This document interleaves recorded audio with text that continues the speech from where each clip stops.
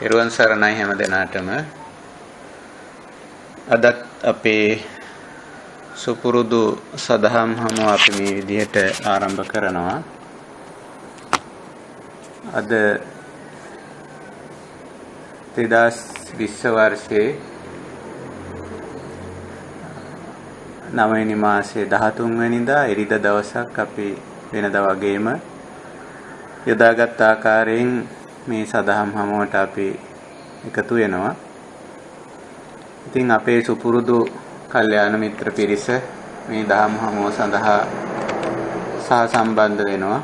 අපි හැම දෙනාම ඊටාම ගෞරවයෙන් කල්යාණ මිත්‍රත්වයෙන් පිළිගන්නවා මේ උතුම් අවස්ථාවට සම්බන්ධ වෙන.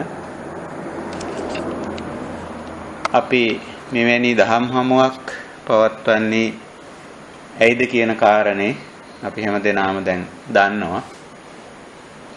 අපි මේ ආර්ය ප්‍රතිපදාව තුල කටයුතු කරන අය විදිහට අපි මේ තෝරාගත් ප්‍රතිපදාවේ පරමාර්ථය පරම නිෂ්ඨාව සාක්ෂාත් කර ගැනීම සඳහා අවශ්‍ය දැනුම අවශ්‍ය පුහුණුව ජීවිතයට ගොනු කර ගනිමින් ඉන්නේ.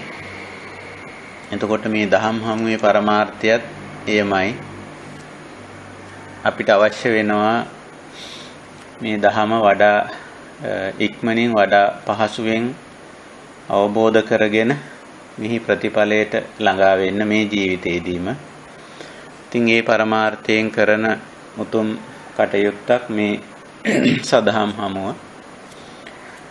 වෙනදා වගේම අපි පළමුවෙන් මේ උතුම් ශ්‍රී සද්ධර්මයේ අවබෝධ කරගෙන ලෝක සත්වයා කෙරෙහි අප්‍රමාණ කරුණාවෙන් දේශනා කොට වදාළ තථාගත බුදු පියාණන් වහන්සේ ගෞරවයෙන් සිහි කරගෙන নমස්කාර පාඨයේ තුන් වාරයක් කියලා සම්බුද්ධ වන්දනාවෙන් අපේ දහම් හමුව ආරම්භ කරමු. නමෝ තස්ස භගවතෝ අරහතෝ සම්මා සම්බුද්දස්ස. නමෝ තස්ස භගවතෝ අරහතෝ සම්මා සම්බුද්දස්ස. නමෝ තස්ස භගවතෝ අරහතෝ සම්මා සම්බුද්දස්ස. සාදු සාදු සාදු. තෙරුවන් සරණයි. අදත් අපේ සදහම් හමුව අපි මේ විදිහට ආරම්භ කරමු. අපි මේ විදිහට එකතු වෙලා කරන මේ සාකච්ඡා මාලාවට අපි විටින් විට මාතෘකා ඉදිරිපත් කරගන්නවා. ඒ මාතෘකා හැම දෙයක්ම බුද්ධ දේශනා තමයි අපි මේ සඳහා මාතෘකා කරගන්නේ. බුද්ධ දේශනාවක නිතරම ඉලක්කය යොමුව නිවන පැත්තටයි තියෙන්නේ. නිබ්බාණය සාක්ෂාත් කිරීම පැත්තට. ඉතින් ඒක නිසා එවැනි බුද්ධ දේශනා හෝ එහෙම නැත්නම් බුද්ධ දේශනාවේ ඇතුළත් සුවිශේෂ ධර්ම මාතෘකා හෝ අපි මේ සාකච්ඡා වන්ට මාතෘකා කරගන්නවා. ඒ අනුව අපි පහුගිය සදහම් හමුවේ සිට අපි තෝරාගත්තා මේ පටිච්ච සමුප්පාද කියන මාතෘකාව. ඒක බුදුදහමේ විශේෂයෙන් ඉගැන්වෙන විශේෂ කාරණයක්. අපි කිව්වා ඒක පටිච්ච සමුප්පාද ධර්මතාව කියලායි අපි ඒක හඳුන්වන්නේ. මන්දය සෝබාදහමේම එක්තරා පැතිකඩක්. සෝබාදහමේම එක්තරා රටාවක් මේ පටිච්ච සමුප්පාද ලක්ෂණය. මෙහින් කියවෙන්නේ සාමාන්‍ය සරල සිංහල තේරුම අපි එදා මතක් කරගත්තා. පටිච්ච කිව්වම ඒක තනි වචනයක්. ඒක දෙකට කඩන්න බෑ. නිසා කියලා ඒක පාලි භාෂාවේ දෙන භාෂාව දන්න ඕනම කෙනෙකුට තේරෙනවා. නිපාත පද කියලා කොටසක් යෙදෙනවා. මේ ඒවා තනි පද තනි වචන. එතකොට එවැනි පදයක් ඒක පටිච්ච නිසා සිංහල වචනේ. සමුප්පාද කියන්නේ හට ගන්නවා කියන අර්ථේ අපි ගත්ත. නමුත් වඩාත් හොඳයි සිදු වෙනවා කියලා. නිසා සිදු වෙනවා. පටිච්ච සමුප්පාද. හට ගන්නවාම කියන වචනේ ගන්න බෑ. අමාරු මොකද මේකේ නිරෝධ පැත්තක් තියෙනවා. ඉමස්මින් අසති ඉදං නහෝති ඉමස්ස නිරෝධා ඉදං නිරුජ්ජති කියලා නිමා වෙන පැත්තක් තියෙනවා. එතකොට නිමා වෙන පැත්තක් තියෙන නිසා හට ගන්නවා කියන සිංහල වචනේ ඒ තරම්ම ගැලපෙන්නේ නැහැ. ඒක නිසා මෙතෙන්දී වඩා යෝග්‍යයි නිසා සිදු වෙනවා කියන යෙදුම සිංහලෙන්. ඒතර නිසා යමක් නිසා තවත් දෙයක් සිදු වෙනවා. ඒතර ඒකට අපි තව ටිකක් මේ විස්තර වශයෙන් කල්පනා කෙරුවොත් සිද්ධි දෙකක් අතර දෙකක් කියන්නත් බෑ. සිද්ධි අතර අන්තර් සම්බන්ධතාවයි මේ පටිච්ච සමුප්පාද න්‍යායෙන් පෙන්වන්නේ. එතකොට මේ සෝබාදහමේ සිදුවෙන හැම සිද්ධි අතර අන්තර් සම්බන්ධයක් තිබෙනවා. නිසා සිදුවීමක් තියෙනවා. එකක් නිසා තවත් දෙයක් ඒකේ බලපෑමෙන් තවත් දෙයක් සිදු වෙනවා. ඒ අනුව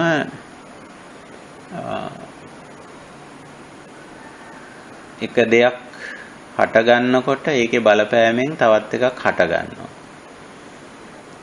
යම් දෙයක් තියෙනකොට ඒකත් එක්ක සම්බන්ධිතව සම්බන්ධ වෙලා තවත් දෙයක් පවතිනවා. දෙයක් හෝ දේවල් කීපයක් වෙන්නත් පුළුවන්. ඊළඟට යමක් වෙනස් වෙනකොට ඒක හා සම්බන්ධ දේ වෙනස් වෙනවා. සමහර විට වෙනස් වීම කියන එක අඩු වීම හෝ වැඩි වීම වෙන්න පුළුවන්. මොනවා හරි වෙනස් වීම කිව්වම අපිට තේරෙනවා ඒක. ඊළඟට යමක් නිමා වෙනකොට ඒ දේ හා සම්බන්ධ වෙලා තිබුණු තවත් දේවල් නිමා වෙනවා. මේ වගේ හට ගැනීම, පැවතීම, වෙනස් වීම, නිමා වීම කියලා අපි මේ නාම රූප ධර්මවල අවස්ථා හතරක් ගත්තොත් දවක මනුෂ්‍ය ජීවිතයක වුණත් එහෙමනේ. අපි උපදිනවා, ඊට පස්සේ පවතිනවා, වෙනස් වෙනවා, මිය යනවා. ඕනම දෙයක ওই ලක්ෂණය අපිට දැක ගන්න පුළුවන්කම තියෙනවා.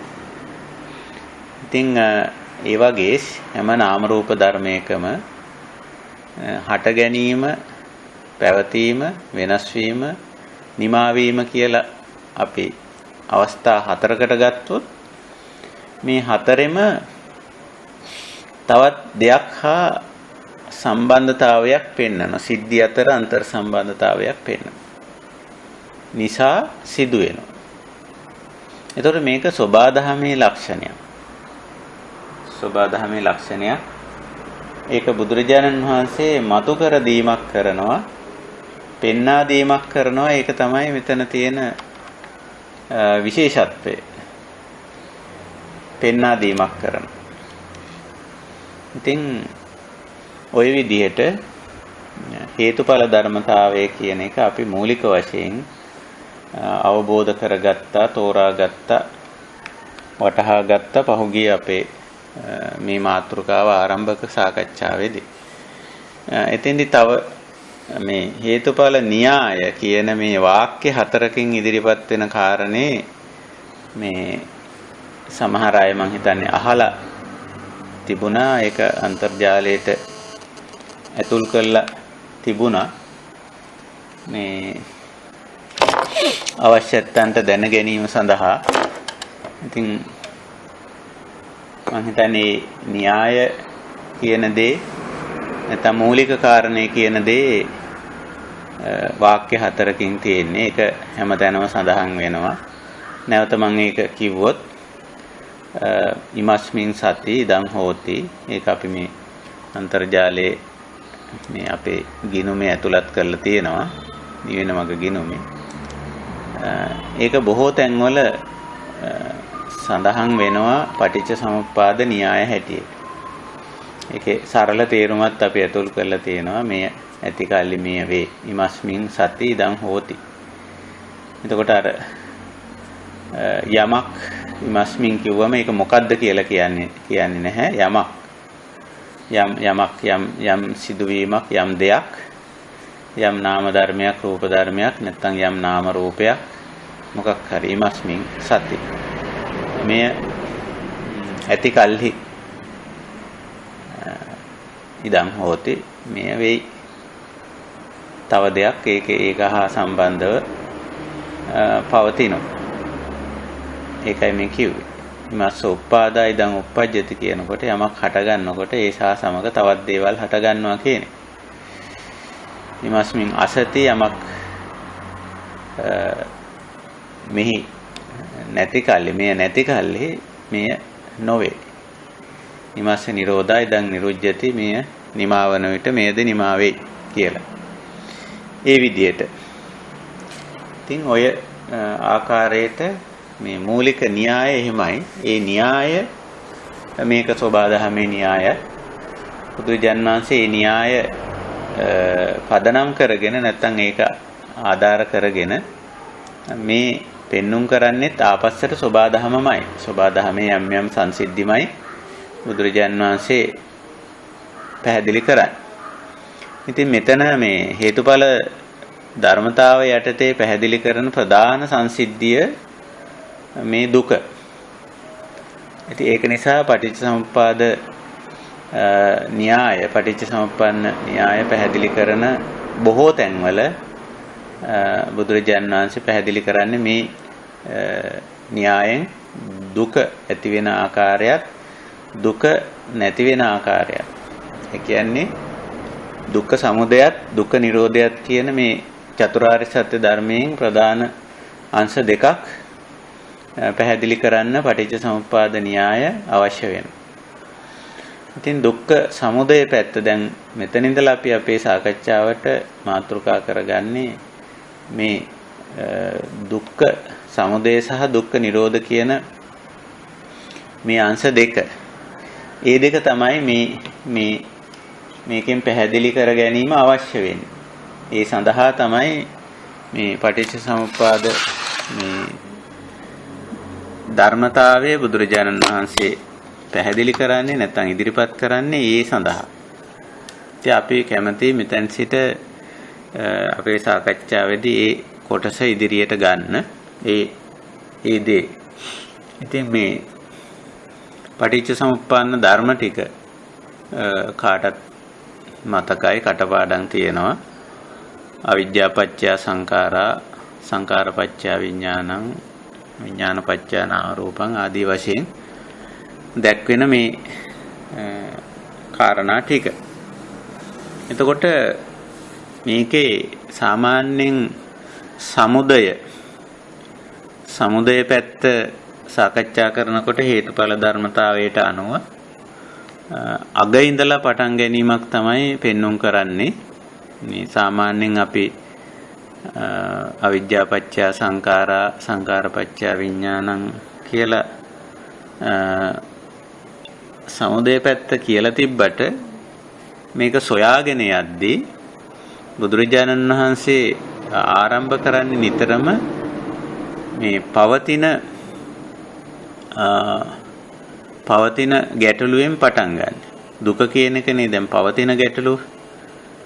එතකොට ප්‍රශ්න කරන්නේ එතනින්. කිං පච්චයා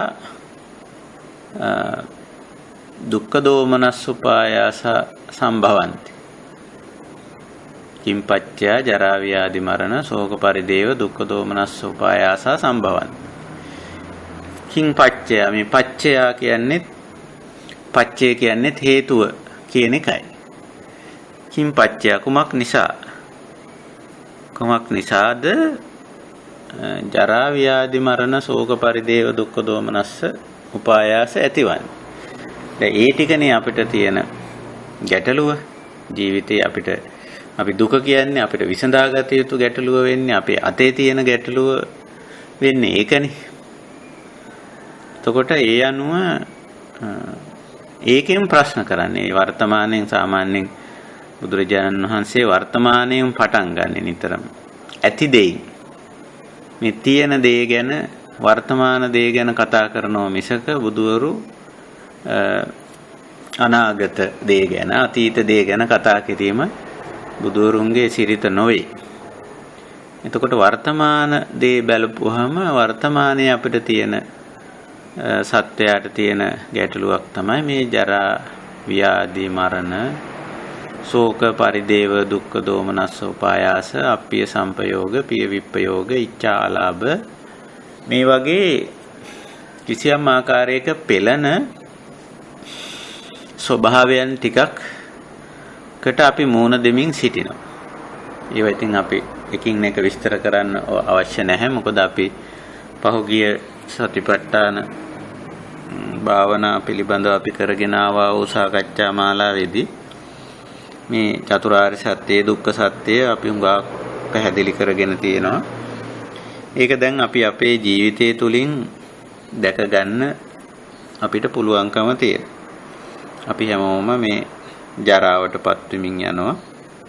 ඒ වළක්වන්න බෑ කාටවත්. නතර කරන්න පුළුවන් කමක් නැහැ. මේ දි รา පත් වීම. ඒ වගේම ව්‍යාධි ලෙඩ වෙනවා අපි. විටින් විට සමහර ලෙඩ හැදිලා සනීප වෙනවා. සමහර ඒවා සනීප වෙන්නේ නැහැ. මුළු ජීවිත කාලෙම ඒවට අපි බෙහෙත් ගනිමින් ඒවයින් විවිධ පීඩා විඳිමින් දිගටම ඉන්නවා. ඔය අතරේ මරණ ධර්මතාවයත් ඕනෑම වෙලාවක ලැබෙන්න පුළුවන්. අපේ මරණය එක පැත්තකින් අනිත් පැත්තෙන්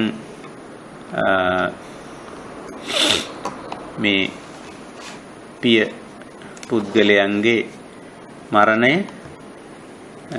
ප්‍රිය දේවල් වල මරණය මේ පුද්ගලයාගේ විතරක් නෙමෙයි ද්‍රව්‍ය භාණ්ඩ වස්තු වල දි รา පත් වීම ද්‍රව්‍ය භාණ්ඩ වස්තු වලත් ලෙඩවීම ද්‍රව්‍ය භාණ්ඩ වස්තු වලත් මරණය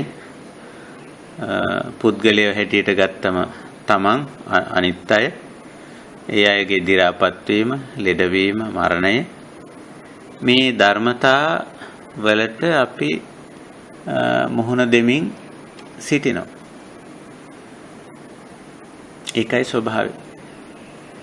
ඊළඟට ඔය අතරේ මේ දේවල් නිසා ඇතිවෙන ශෝක පරිදේව ඇඳීම් වැළපීම් දුක්ඛ දෝමනස්ස අපහසුතා දොම්නස් අපේ විප්පයෝග අප්පිය සම්පයෝග ප්‍රිය දේවල් වලින් දුරු වීම අප්‍රිය දේවල් සමග එකතු වීම අප්‍රිය දේවල් පුද්ගලයෝ ප්‍රිය දේවල් පුද්ගලයෝ මේවායින් දුරු වීම එක්වීම ඉච්ඡා අලාභ අපි අපේක්ෂා කරන ප්‍රාර්ථනා කරන දේවල් නොලැබී යාම ආදී වශයෙන් ඉතින් තවත් ගැඹුරට අපි තේරුම් අරගත්ත මේ පංච උපාදානස්කන්ධ දුක්ඛ ආදී වශයෙන්. ඒතර දැන් මේ ටික තමයි දැනට අපි ළඟ තියෙන දේ. අපේ අතේ තියෙන දේ නැත්නම් ප්‍රත්‍යක්ෂ දේ අපි විඳින දේ මුහුණ දීලා සිටින දේ. එතකොට මේක තමයි සත්වයාට විසඳාගත යුතු ප්‍රශ්නය වෙන්නේ. එතකොට බුදුරජාණන් වහන්සේ බලනවා බුදුවරු කිං පච්චයා කුමක් ප්‍රත්‍ය කරගෙන කුමක් නිසා මේ කියන ජරා ව්‍යාධි මරණ ශෝක පරිදේව දුක්ඛ දෝමනස් උපායාස අප්පි සම්පයෝග පී විප්පයෝග ඉච්ඡාලාභ කියන මේ දේවල් වලට කුමක් නිසා මුහුණ දෙනවද? ඵලයේ තියෙන හේතුව බලන්න. ඉතින් හේතුව බලපුවාම ආසන්න හේතුව පේනවා ජාතිපච්චය ජරා මරණ ශෝක පරිදේව දුක්ඛ දෝමනස් උපායාස. ජාති කියන්නේ අපි දන්නෝ තේසං සත්තානං තම්මි තම්ම චත්තනිකායේ ජාති සංජාති ඔක්කාන්ති අබිනිබ්බත්ති කන්දානම් පාතු භාවෝ ආයතනම් පටිලාභෝ අයං උච්චති භික්ඛවේ ජාති කියලා බුදුරජාණන් වහන්සේ ජාති කියන්නේ කුමක්ද කියලා පැහැදිලි කරලා තියෙනවා. මේ කාරණා අපි දන්නවා. තේසං සත්තානං ඒ සත්වයන්ට අදාළ තේසං සත්තානං සත්ත නිකායේ ඒ සත්ව කොටස් වල ජාති නිබ්බත්ති ඉපදීම හට ගැනීම කන්දානම් පාතු භාවෝ පංචස්කන්ධයන් නැතිවීම ආයතනානම් පටිලාභෝ මේ ආයතන ක්‍රියාත්මක වීම මෙන්න මේක. ඔකට තමයි ජාති කියලා කියන්නේ. ඉතින් මේ ස්කන්ධ පහළ වීමයි ආයතන ක්‍රියාත්මක වීමත් එක්ක තමයි මේ සංසිද්ධියට මේ අපි දුක්ඛ කියන தത്വයටපත් වෙන්නේ. ස්කන්ධ පහළ වුණාම ඉතින් ඒ ස්කන්ධයන් දැන් රූපස්කන්ධය ගත්තොත් ඒක ඉතින් ස්කන්ධය පහළ වුණාම එතන ඉඳලා මේ රූපස්කන්ධය ජරාවට යනවා, ලෙඩ වෙනවා, මරණයටපත් වෙනවා. ওই ලක්ෂණේ තියෙනවා. මේ රූපස්කන්ධය පැත්තෙන් ගත්තම ඊට පස්සේ නාම පැත්තෙන් ගත්තම නාමස්කන්ධය ඉතින් හතරක් දක්වනෝනේ වේදනා සංඥා සංකාර විඥාන වශයෙන්. එතකොට ඒවා හටගත්තමත් ඒවයි අර දෝමනස්ස පිය විප්පයෝග ඉච්ඡාලාභ අප්පිය සම්පයෝග මේවා මතුවලා එන්නේ අර නාම ස්කන්ධවල. දැන් වේදනා ස්කන්ධය ගත්තම ඒ වේදනා ස්කන්ධයක් ඇති කල්හි ඔන්න පටිච්ච සමුප්පාදයට අපි යනවා. ීමස්මින් සති වේදනා කියන විඳින ස්වභාවය ඒ විඳින ගතිය මනසේ තියෙනවා. ඒ විඳින ගතිය විඳින ස්වභාවය ඇති කල්හි මොකද වෙන්නේ? ඉතින් ඉන්ද්‍රිය ගෝචර වෙන හැම දෙයක්ම විඳිනවා ඇති. ඉන්ද්‍රිය ගෝචර වෙනවා කියන එක අපි දන්නවනේ. ඇහැ ඉදිරියට රූපයක් ආවම කන ඉදිරියට කනට ශබ්දයක් වැදුනම නාසයට ගඳ සුවඳක් ගන්ධයක් දැනුනම දිවට රසයක් හමු වුණාම කයට පහසක් හමු වුණාම මනසට කාරණයක් වැටහුණාම ඉතින් දැක්ක ඇහුවා විඳ වැටහුණා කියලා කියන්නේ ඔය නර නාම ධර්ම රූප ධර්ම ක්‍රියාත්මක වීම. ඉතින් නාම රූප තියෙනකොට ඕවා නිකන් තියෙන්නේ නැහැ. ඒවා ක්‍රියාත්මක වෙනවා. ඉතින් ක්‍රියාත්මක වෙනකොට ඔන්න පේනවා, ඇහෙනවා, දැනෙනවා, වැටහෙනවා. ඉතින් ඔය පේන, ඇහෙන, දැනෙන, වැටහෙන ඒවා විවිධයි. සමහර විට පිනවන ස්වභාවයෙන් යුක්තයි, ඇතැම් විට පෙළෙන ස්වභාවයෙන් යුක්තයි. එතකොට මේ පෙළෙන ස්වභාවයෙන් යුක්ත බව තමයි සත්‍යයට ගැටලුව. නේ? රූපය දැකලා මේ චක්කු සම්පස්සජා දුක්ඛ වේදනා. ඇහැට දැක්ක එක නිසා ඒ තැනත්තාට කිසියම් දුකක් ඇති වෙනවා. සෝත සම්පස්සජා දුක්ඛ වේදනා. කනට ඇහුණු දේ නිසා කිසියම් දුකක් හට ගන්න. ওই විදිහට ඉන්ද්‍රිය ගෝචර වෙන එකෙන් දුකක් ඇති වෙනවා. ඒතකොට දැන් මේ දුක ඇති වෙන්නේ ඇයි? මේ ඉන්ද්‍රිය තියෙන නිසා නැත්නම් මෙතන අපි කියනවා ආයතන ක්‍රියාත්මක වීම කියලා. සලායතන ආයතන ක්‍රියාත්මක වීම. ඉතින් ආයතනානම් පටිලාභෝ අන්න ಜಾති වල ස්වභාවය එහෙමයි. ස්කන්ධ පහළ වෙනවා ආයතන ක්‍රියාත්මක වෙනවා. ඉතින් ಜಾති වල හැටි සත්වයක් ඉපදුනා මෙහිමයි. එතකොට ස්කන්ධ පහළ වුණු ගමන්ම මේ ස්කන්ධ ජරා ව්‍යාධි මරණ වලට ලක් වෙනවා. ආයතන පහළ වුණාම ආයතන ක්‍රියාත්මක වෙනවා. ඉතින් ආයතන ක්‍රියාත්මක වෙනකොට ඒ ආයතන වලින් චක්කු ආයතනෙන් ඉතින් රූප පේන එක නෙවෙන්නේ. සෝත ආයතනෙන් ශබ්ද ඇහෙන එක වෙන්නේ. ගාන ආයතනෙන් ජීව ආයතනෙන් කාය ආයතනෙන් ගන්ධ රස පහස දැනෙන එක වෙන්නේ. මන ආයතනයේට කරුණු වැටෙන එක වෙන්නේ. එතකොට මේ ආයතන ක්‍රියාත්මක වීමත් එක්ක සත්වයා පෙලෙන්න පටන් ගන්නවා.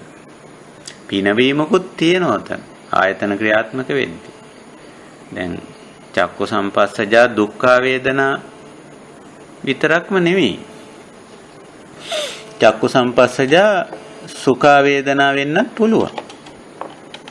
එහෙමත් පුළුවන්.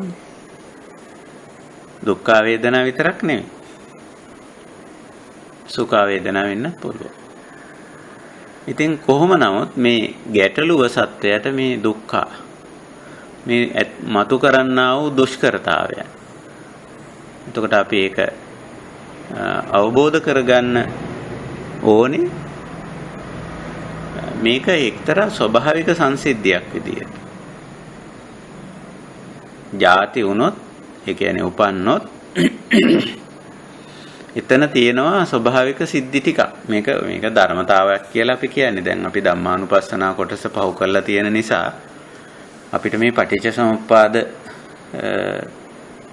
සාකච්ඡාව කරන්න පහසුයි. ඒ කොටස අපි හුඟක් තේරුම් අරන් ඉන්න නිසා. එතකොට සත්වයක් ඉපදුනොත් සත්වයක් කියලා කියන්නේ මෙතන ස්කන්ධ පහ තියෙනවා. මිනිස්සෙක් හැටියට ගත්තොත් අපිට ස්කන්ධ පහක් තියෙනවා. රූප වේදනා සංඥා සංකාර විඥාන කියලා. එතකොට ඒවා මේ නිකන් තියෙන ඒවා නෙවෙයි. ඒවා සක්‍රීයයි, ක්‍රියාත්මක වෙනවා. නාම රූප ක්‍රියාත්මක වෙනකොට කියනවා ආයතන කියලා. අඩුම වශයෙන් මේ ස්කන්ධය ආයතනයි පවතිනකොට මේ දුක්ඛ දෝමනස් උපායාස ජරා ව්‍යාධි මරණ ශෝක පරිදේව ඉතින් ඒවට අදාළව සිද්ධ වෙන සිදුවීම් ඇත්තට. ඒවත් ධර්මතා. ඉතින් ඒක අවබෝධ කරගත්තේ නැති වුණාම එක පැත්තකින් මේක දුකක් කියලා පීඩාවක් කියලා ඒකෙන් පෙළෙන ගතියක් තියෙනවා. නැතුව නෙවෙයි. නමුත් මේක ධර්මතාවයක් හැටියට දකින්න අපිට පුළුවන්කම තියෙනවා. දුක කියන්නේ ධර්මතාවයක්. සැප කියන්නේ ධර්මතාවයක්. ඒ ධර්මතාවයේ හේතුඵලයක් මොන හේතුව නිසාද? මේ ස්කන්ධයි මේ ආයතනයි ඇතිකල්හි අර ඉමස්මින් සති ඉදං හෝති කියන සිද්ධි දෙකක් අතර සම්බන්ධතාවයනේ මේ පෙන්වන්නේ. ඒ කියන්නේ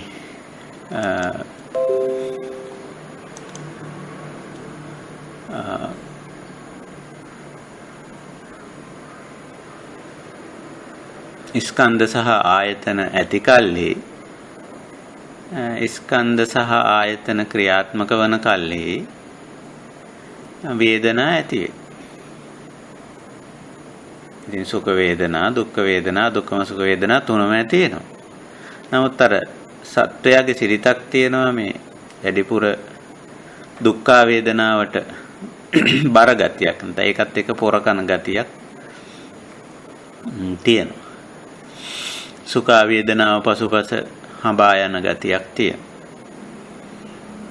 කොහොම නමුත් මේ සැප වේදනාවත් දුක් වේදනාවත් අදුක්ඛම සුඛ වේදනාවත් තුනම ධර්මතා හැටියට අපිට දකින්න පුළුවන් නම් හේතුඵල ධර්මතාවයක්. ඒක නිසා ඒ කියන්නේ කුමක් ඇතිකල්ලිද මේවා ඇත්තේ අර ජාතිපච්චය කියලා බුදුරජාණන් වහන්සේ මේක බෝසතාණන් වහන්සේ කාලෙම අවබෝධ කරගත්ත කියලා කියන්නේ. බුදුරජාණන් වහන්සේ පෙන්වන්නේ මේ ජාති ඇතිකල්ලි ජරා මරණ ශෝක පරිදේව දුක්ඛ දෝමනස් උපායාස තියෙනවා. එතකොට අර ඒක වෙන්නේ කොහොමද කියලා බැලුවොත් මේ ස්කන්ධය ආයතනයි ක්‍රියාත්මක වීමත් එක්ක මේක වෙන්නේ. ජාති කියන්නේම කන්දානම් පාතු භාව.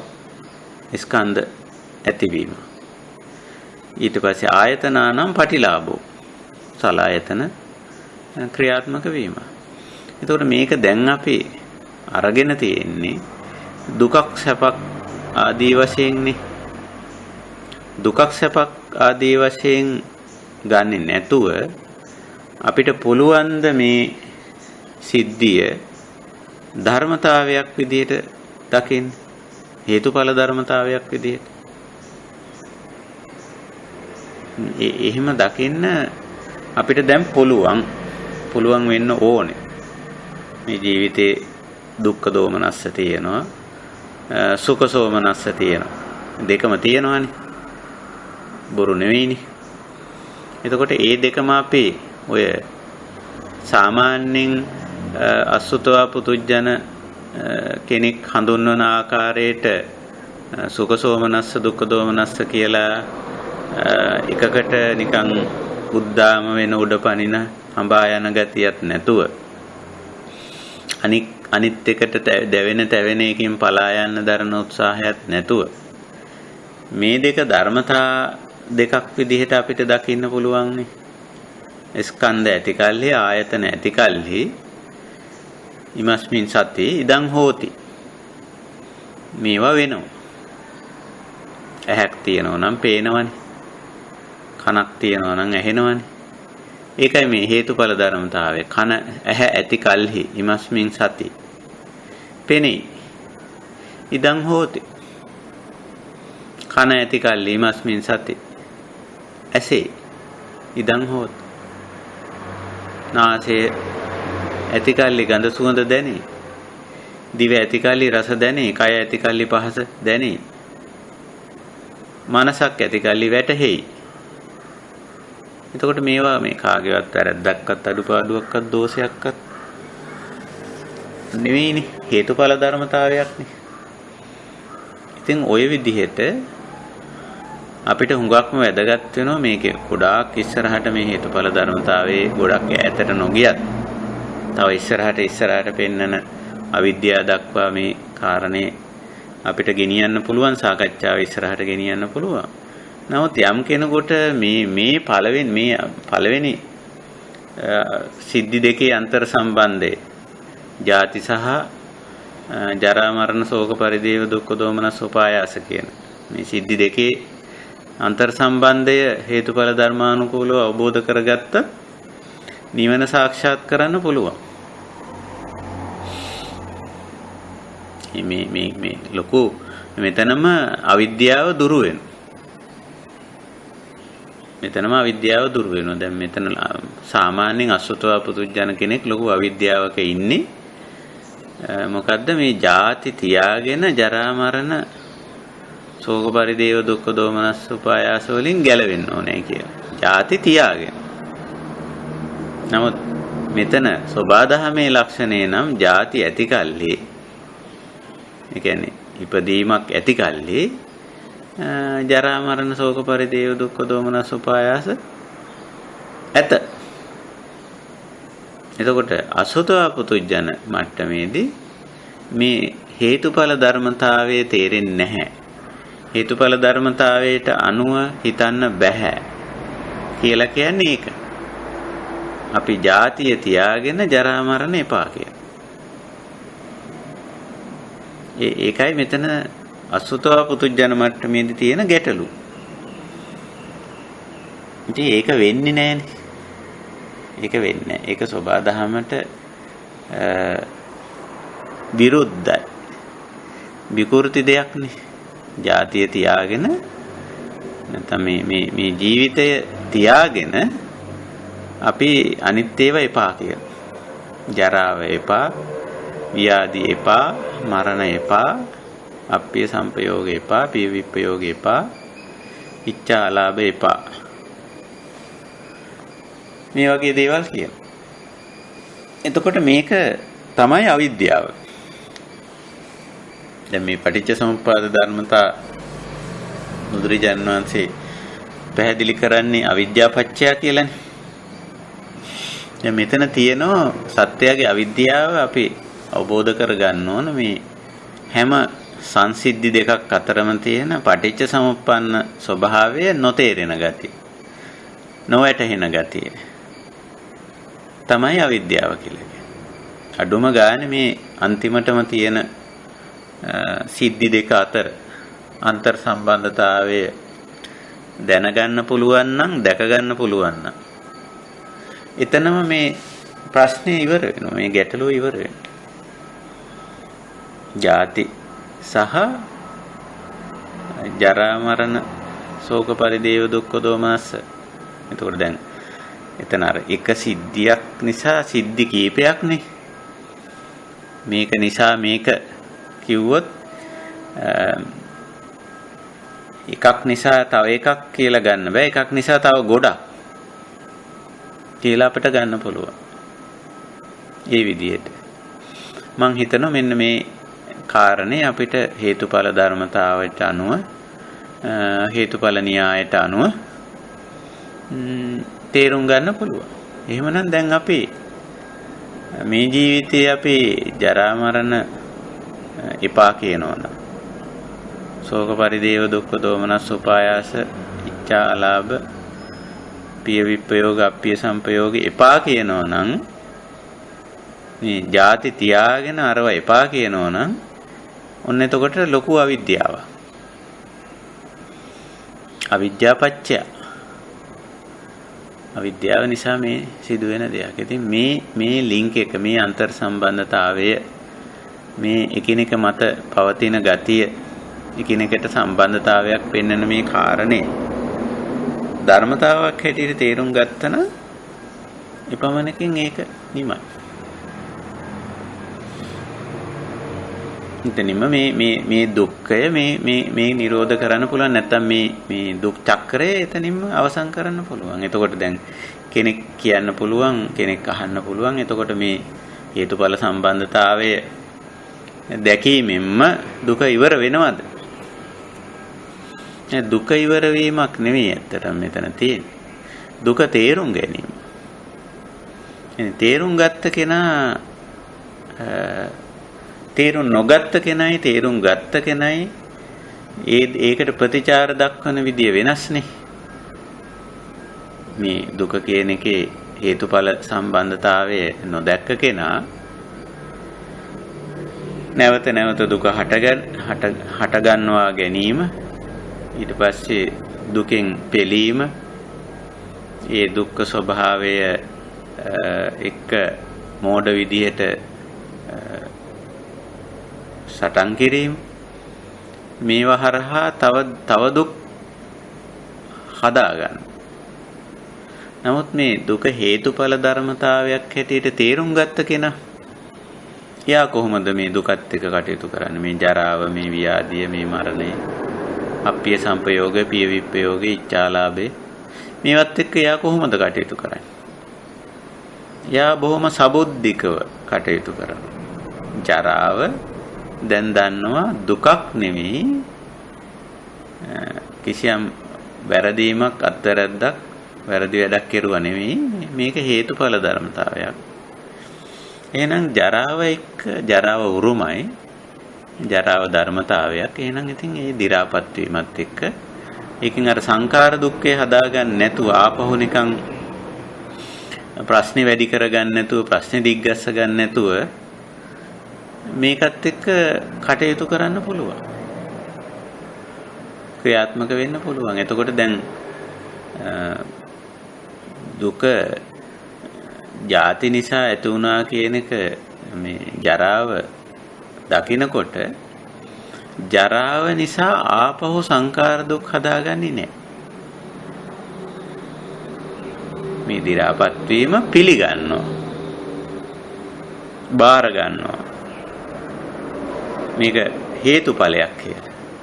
එතකොට මේ දි รา පත් වීමත් එක්ක අනිශ්චිතව ඉන්න පුළුවන්. දැන් අපි සතිපට්ඨාන දේශනාවේ හැමතැනම ඵලය හැටියට උගන්වන්නේ අනිශ්චිතෝච විහෙරති නච කිංචි උපාදීයති කියලානේ. දැන් මේ මම පහු කරගෙන ආපු දේවල් නැවත අපි මෙතෙන්ට සම්බන්ධ කරගන්න. එතකොට දැන් අර ජරා නැත්තම් දි รา පත් වීම ಜಾති නිසාම ඇති වෙන දෙයක්. මේක ස්වභාවික දෙයක්, ස්වභාවික සංසිද්ධියක් කියන දේ දැනගත්ත විතරක් නෙමෙයි දැකගත්තා. තමා තුලින්ම තමන්ගේ කය මනස තුලින්ම මේක තේරුම් ගත්තම ඉතින් ඒ එතනින්දලා ඒ තැනත්තා ජරා ධර්මතාවයට මුහුණ දීලා ඉන්න නමුත් දි รา පත් වෙමින් යනවා. නමුත් මේ දි รา පත් වීම ප්‍රශ්නයක් නෙමෙයි, දුකක් නෙමෙයි, ගැටලුවක් නෙමෙයි. ඒකත් එක්ක අනිශ්චිත වෙන්න පුළුවන්. අනිශ්චිත කියන්නේ මේක එක ගැටෙන්නේ නැහැ. ඇලෙන්නේ නැහැ, මුලා වෙන්නේ නැහැ. මේක ධර්මතාවයක්. එතකොට ජාතිත් තියෙනවා, ජරාවක් තියෙනවා. නමුත් ප්‍රශ්නයක් නැහැ මෙතන. ප්‍රශ්නේ ඉවරයි. නමුත් අසුතවා පුතුජනට එහෙම බෑ. ජරාව එක්ක යා දැන් මෝඩ සටනකට බහින්. දි รา පත් වීමට එරෙහිව යනවා. ඉතින් මොකද වෙන්නේ? දිනනවද? නෑ, පරාද වෙනවා. එතකොට පරාද වෙන සටනක් පටන් ගැනීමේ දුක, පරාද වීමේ දුක, මේ ගොඩක් දේවල් අසුතවා පුතුජනට තියෙන. සුතවාරිය ශාවකට ධර්මතාව අවබෝධ කර ගැනීමේ ජය, ඒ වගේම මෝඩ සටන අත්හැරීමේ ජය, හුඟක් ජයග්‍රහණයන් තියෙනවා. ඒකයි මේ සෝබා දහම හේවත් පටිච්ච සමුප්පාද ධර්මතාවය අවබෝධ කර ගැනීමේ තියෙන වැදගත්කම. ව්‍යාධි. දැන් අසුතවා පුතුජන ව්‍යාධිත් එක්ක බරපතල විදියට සටන් කරනවා. ලෙඩට බය වෙනවා, ලෙඩ නොවී ඉන්න උත්සාහ කරනවා, නොඑක් දේවල්. නමුත් දැන් අපි දන්නවා ව්‍යාධි ಜಾති නිසා ඇති වෙන తත්වය. ಜಾති ඇති කල්ලි ව්‍යාධි ඇත. නේ? ඉමස්මින් සති ඉදං හෝති. එහෙනම් දැන් මේක සෝබා දහමේ සංසිද්ධියක් හැටියට අරගෙන දැන් අර ව්‍යාධි වෙනවා, ඒ කියන්නේ ලෙඩ වෙනවා. සුතවාරී ශාවකත් ලෙඩ වෙනවා, රාතන් වහන්සේත් ලෙඩ වෙනවා, අසුතවා පුතුජනත් ලෙඩ වෙනවා. නමුත් මේ තුන් දෙනාගේ වෙනස මොකක්ද? දැන් ලෙඩවීම දැන් බාර ගන්නවා, පිළිගන්නවා. සුතවාරී ශාවක පිළි අරගෙන ඉතින් ලෙඩට ප්‍රතිකර්ම, ලෙඩ වර්ග තියෙනවා. ඉතින් සමහර ලෙඩ ප්‍රතිකර්ම කරට හැකි. ප්‍රතිකර්ම කිරීමෙන් නිරෝධන, සමහර ලෙඩ අපි ප්‍රතිකර්ම කරන්න ඕනේ නැහැ. ඒවා හැමම ස්වභාවිකවම සනීප වෙන ඒවාත් තියෙනවා. සමහර ලෙඩ තියෙනවා ඉතින් ජීවිත කාලය පුරාවටම මේ මරණය දක්වා මේ ලෙඩ තියෙනවා. තවත් සමහර ලෙඩ තියෙන හැදුනොත් මැරෙනවා. දැන් ওই විදිහට අපි මේ ව්‍යාධි ධර්මතාවය, මේක හේතුඵල ධර්මතාවයක් හැටියට අපි අවබෝධ කරගෙන තියෙනවා. එතකොට ඒ අවබෝධය තියෙනකොට ව්‍යාධි ධර්මතාවයක් මිසක දුකක් වෙන්නේ නැහැ. ව්‍යාධි ධම්ම, ව්‍යාධියේ ධර්මතාවය. අර මේ හේතුඵල සම්බන්ධතාවයේ නොදැක්ක කෙනාට තමයි ව්‍යාධි දුක්ඛෝ වෙන්නේ. ජරා දුක්ඛෝ වෙන්නේ. ඒවා ඉතින් ධර්මතා. ඉතින් ඒවයි තියෙන අර කටුක ගතියක් තියෙනවා නම් ඒක තියෙනවා, ඒක නැහැයි කියලා කියන්නේ නැහැ බුදුදහමේ. ජරාවටපත් වෙනකොට කටුක ගතියක් අපිට පේනවනේ. පෙනි තියෙන ඇහැ පෙනීම අඩු වෙනකොට ඒ ඇහැ දි รา පත් වෙලා කියන කෙනේ එතන කියන්නේ. ශරීරය අපි හොඳට ක්‍රියාකාරීව ශක්තිමත්ව ඉඳපු අපි මෙන්න ඇවිද ගන්නත් බැරි, නැගිට ගන්න බැරි, සමහර වෙලාවට නැගිට්ටොත් වාඩි වෙන්න බැරි, මේ මීටර් 10ක් 15ක්වත් ඇවිදගෙන යන්න බැරි, අතපය මෙහෙवला වැඩක් පලක් කරන්න බැරි තත්වයටපත් වෙනවා. එතකොට ඒ දි รา පත් වීම, ජරා ජීර්ණ වීම අසුතවා පුතුජන මට්ටමේ හිතකට නම් ප්‍රශ්නයක්. ප්‍රශ්නයක් කියන්නේ ආයි දුක් හදන හේතුවක් ඒක. තව ලිංග එකක් හැදෙනවා ඒක. නමුත් සුතවාරී ශාවකට මේක ආයි දුකක් හදන්න දෙයක් නැහැ. මොකද මේක ස්වභාවය. හේතුඵලයේ හේතුවේ ඵලයක් මේ. හේතුඵල ධර්මතාවය. ಜಾති ඇති කල්ලි ජරා. ಜಾති ඇති කල්ලි ව්‍යාධි. ලෙඩ. ඉතින් එතකොට අර මනසේ තියෙන අර අවිද්‍යාව පත්‍යානේ මේක. අවිද්‍යාව අසුතවා පුතුජනට මේක අවිද්‍යාවක් නේ, මේක තේරෙන්නේ නැහනේ. ඒක නිසා එයා ජාතිය අල්ලගෙන ජරාව අල්ලගෙන ව්‍යාධිය අල්ලගෙන තව තව ප්‍රශ්න ගැටලු වැඩි කරගන්නේ වියමන ඉස්සරහට ගෙනියන්නේ. ඉතින් මේක හේතුඵල ධර්මතාවයක් හැටියට අවබෝධ කරගත්ත මේ ආර්ය ශ්‍රාවකයාට ජාති ප්‍රශ්නයක් නෙවෙයි, ජාති ධම්මෝ. ඊට පස්සේ ඒ තුලින් ඇති වෙන ජරාව ධම්මෝ, ව්‍යාධිය ධම්මෝ, මරණය ධර්මතාවය. මේ විදිහට. ඉතින් ඔන්න ඔය ආකාරයට අපි මේ හේතුඵල මේ ධර්මතාවයේ අපි මේ එක සංසිද්ධියකින් නැත්නම් එක සිද්ධි දෙකක් අතර අන්තර් සම්බන්ධතාවය මනවින් අවබෝධ කිරීමෙන්ම එතනම මේ தત્ත්වය නැත්නම් මේ අපි කියන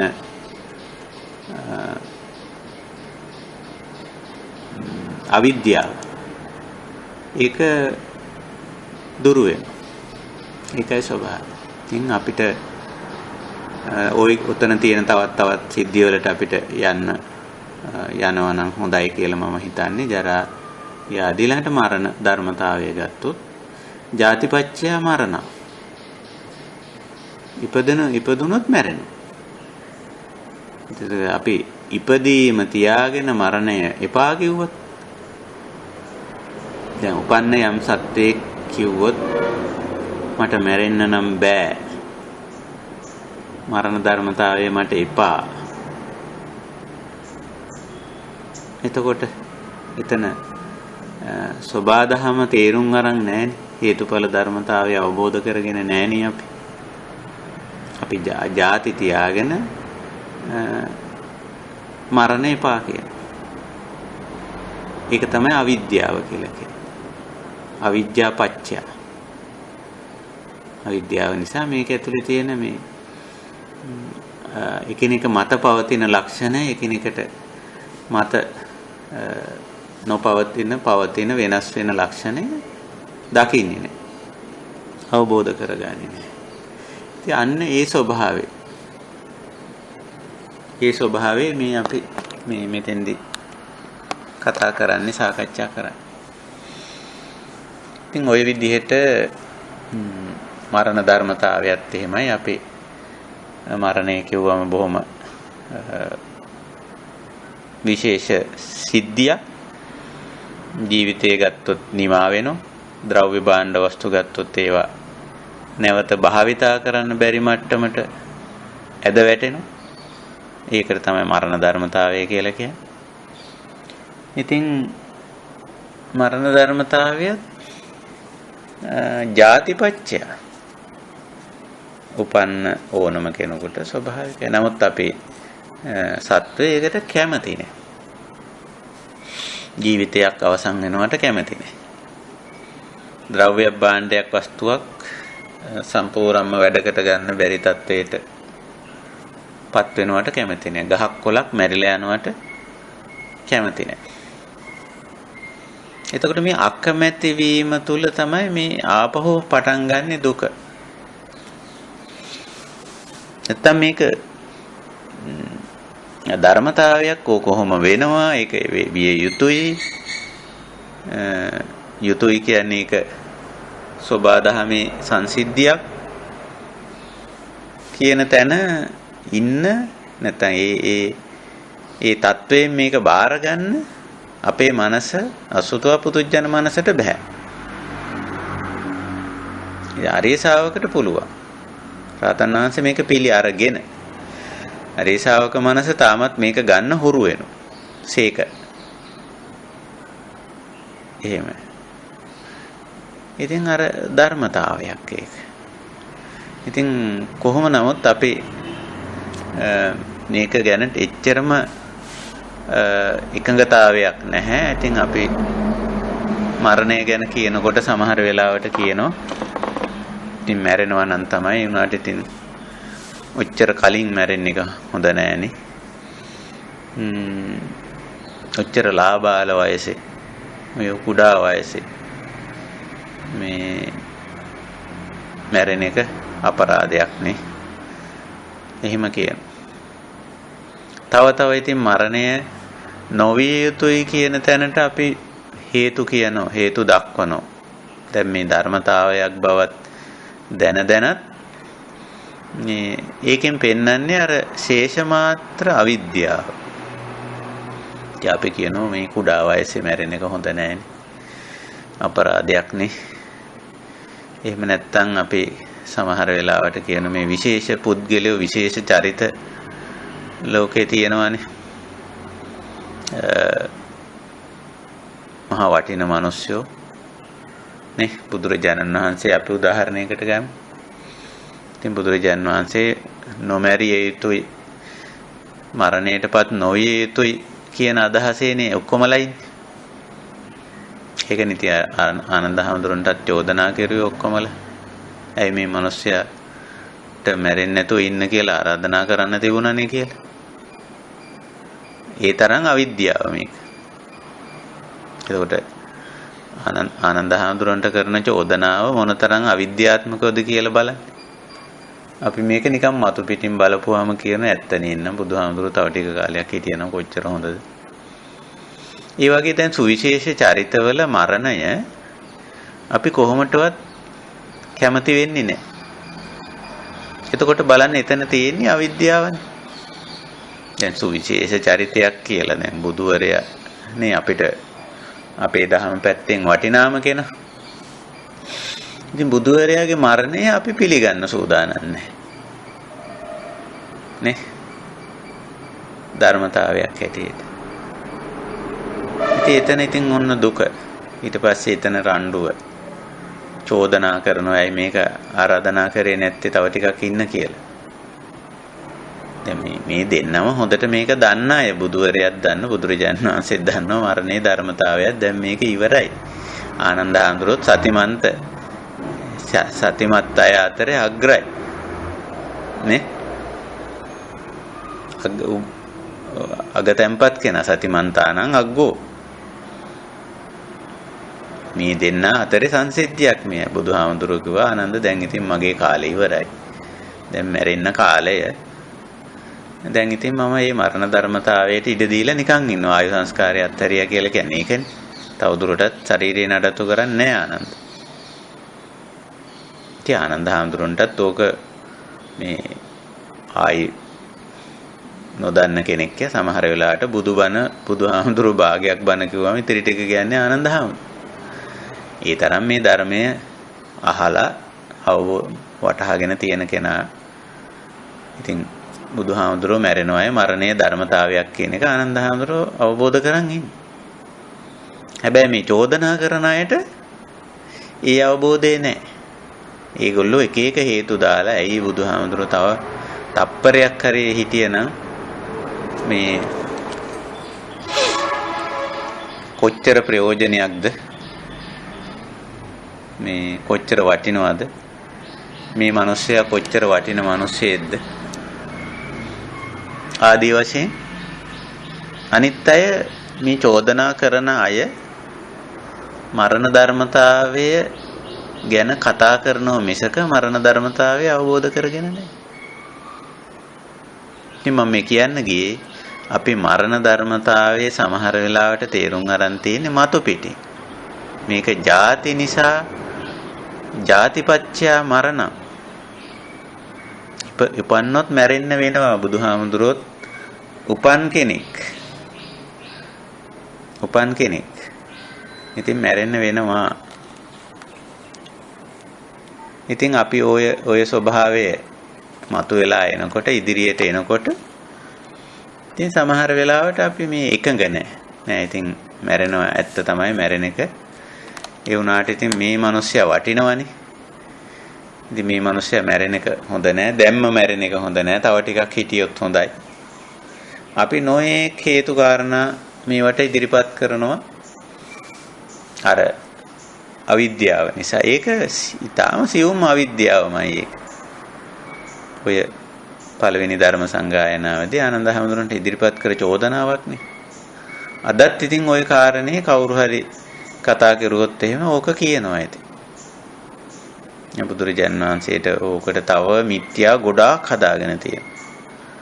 බුදුරජාණන් වහන්සේට මේ සතර ඉද්ධිපාද වඩපු අයට මෙච්චර කාලයක් ඉන්න පුළුවන් කියලා අර බුදුරජාණන් වහන්සේ කියලා තියෙනවනේ උත්සාහයක් තියෙනවා නම් ඕනනම් ඒ කාලේ තියෙන පරමායුෂ ආයු කල්පය කියලා කිව්වේ ඒ බුද්ධ කාලේ තිබිච්ච මිනිස්සෙකුට තිබිච්ච පරමායුෂ ඕනනම් දඟලලා ඔය නොයෙක් බෙහෙත් ඒත් අරගෙන ඔයෙක් උපස්ථාන කරවගෙන ඉතින් දඟල ඉන්න පුළුවන්. නමුත් බුදුවරුන්ට එහෙම වැඩක් නැහැ. බුද්ධ කෘත්‍ය කරන්න බැරුව මංචපරායන වෙලා ඇඳට වෙලා අනිත් අය එහෙම ඉන්නේ නැහැ බුදුවරු. එහෙම අවශ්‍ය නැහැ ජීවිතයක්. මනුෂ්‍ය ජීවිතයක ඒ වැඩ කටයුතු ටික කරගෙන තමන්ට තමන්ගේ දේ කරගෙන ඉන්න බැරි මට්ටමට ආවොත් ආයු සංස්කාරය අත්හැරලා දානෝ මිසක වෙන මොකද්ද කරන්නේ? ඒක නිසා බුදුවරු ඉන්නේ ඒ සියල්ල අවබෝධ කරගෙන ඉන්නේ. එතකොට ඒක අනිත් අයට අවබෝධ කරගන්න බෑ අවිද්‍යාව. මරණය මැරෙනවා තමයි කවුරුත් ඒ වුණාට බුදුවරේ තව ටික කාලයක් ඉන්න ඕන.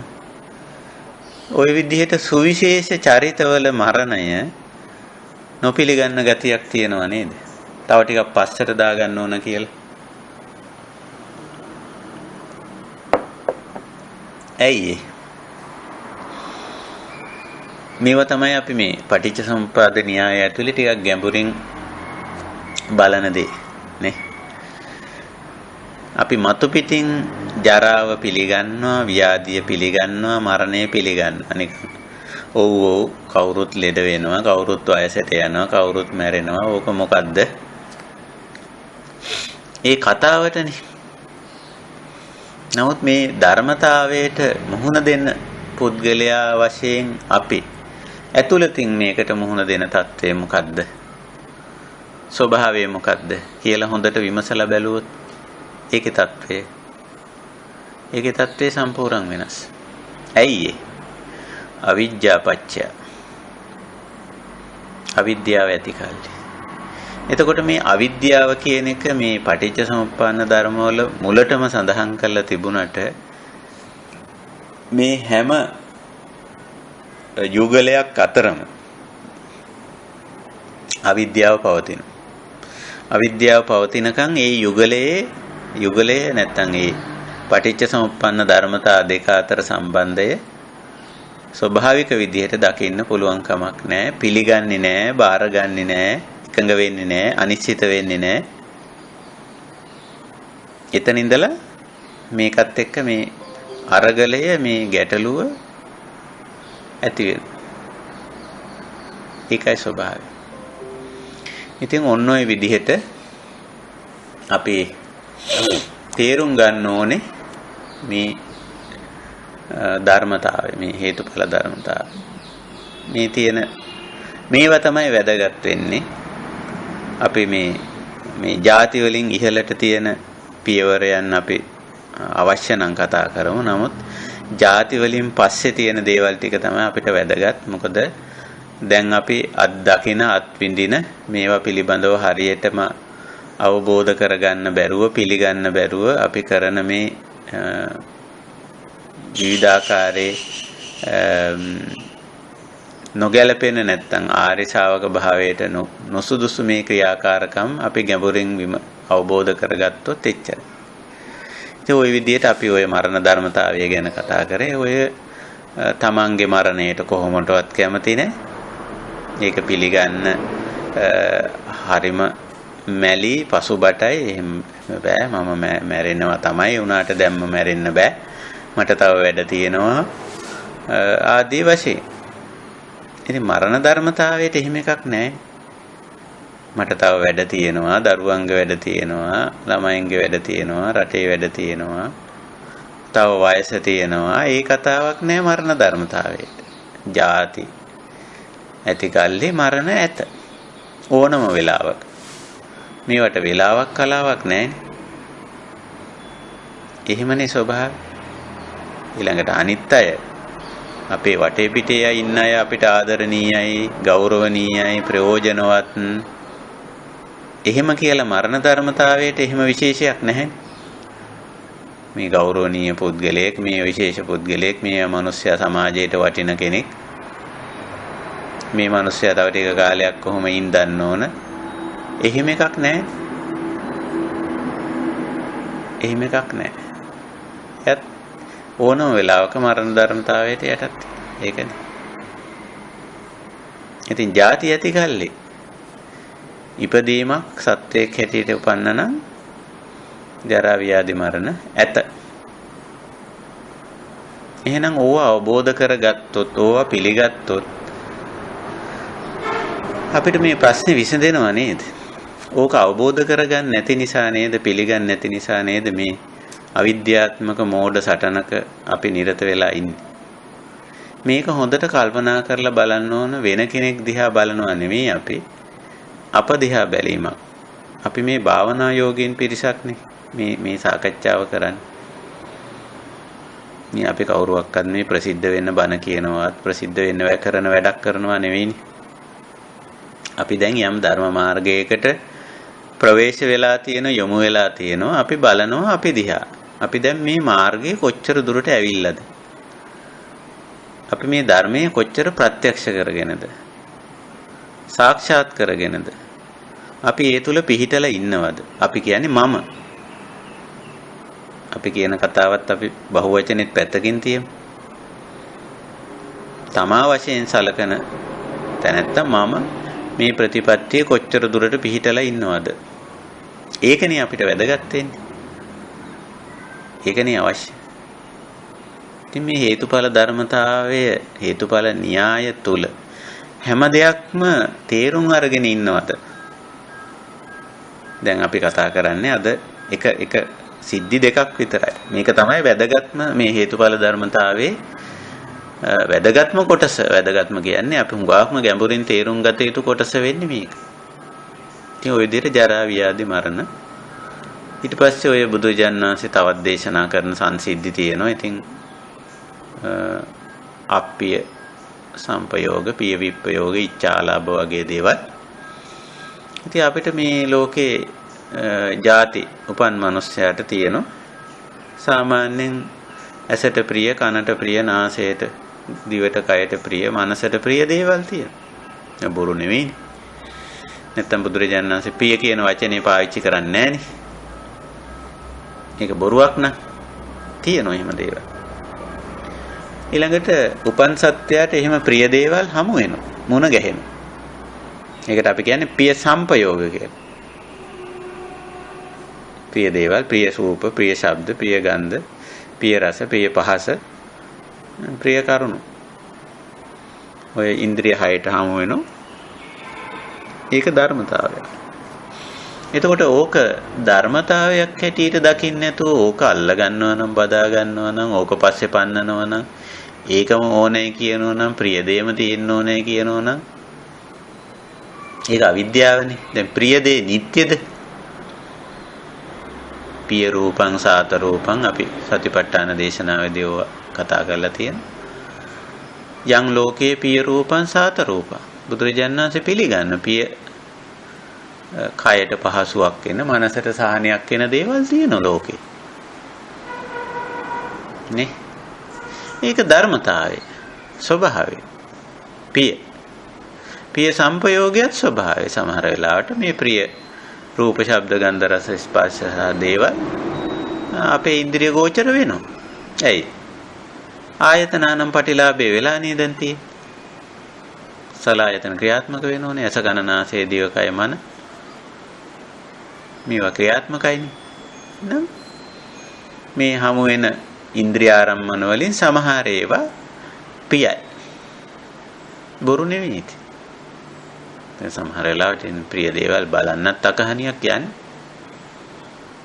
අපි එහෙම යනවා.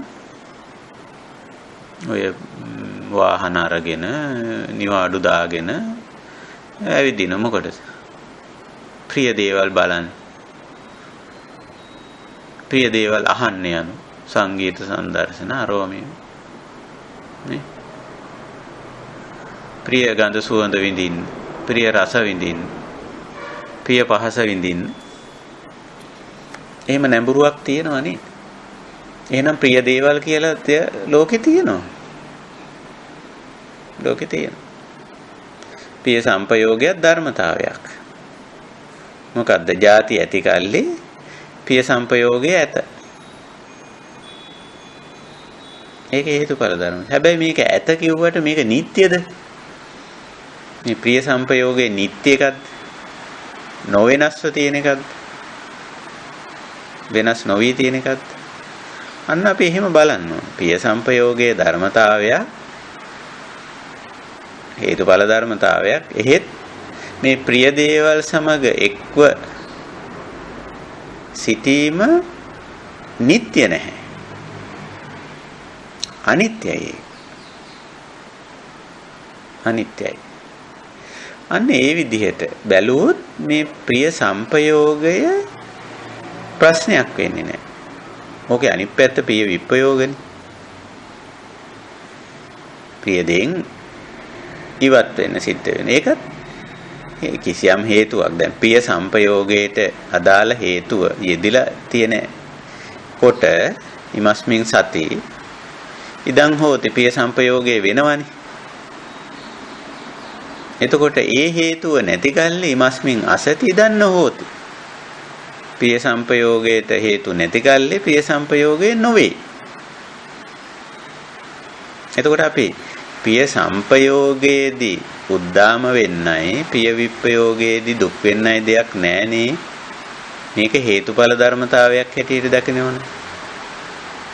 ප්‍රිය කිව්වම මෙතන ප්‍රිය පුද්ගලයෝ, ප්‍රිය දේවල්, ප්‍රිය ස්ථාන, ප්‍රිය ආහාර පාන, නිවාස ඇඳුම් බෙහෙත් තේත් යාන වාහන, ප්‍රිය රැකියා අවස්ථා, තනතුරු තාන්නමාන, නොයේ කාල ගුණ දේශ ගුණ මේකේම ප්‍රිය කියලා එකක් තියෙනවා. ඉතින් ඒක ඊට අදාළ හේතු ඇති කල්ලි ඇත. ප්‍රිය සංපයෝගයේ වේ. ප්‍රිය විප්‍රයෝගයේ ඉතින් ඊට අදාළ හේතු ඇති කල්ලි ප්‍රිය විප්‍රයෝගයත් වේ. මේක හේතුඵල ධර්මතාවයක්. නිසා යමක් නිසා යමක් වෙනවා. කුමක් නිසාද? ප්‍රිය දේවල් ඇතිවීමට හේතු ඇති කල්ලි ප්‍රිය දේවල් ඇත. නැති කල්ලි නැත. අප්පිය සංපයෝගයට ගියොත් අප්පිය කියලා දෙයක්ත් තියෙනවනේ ලෝකෙ. නැද්ද? තියෙනවා. බලන්න අකමැති රූප, අහන්න අකමැති ශබ්ද, විඳින්න අකමැති ගන්ධ රස පහස,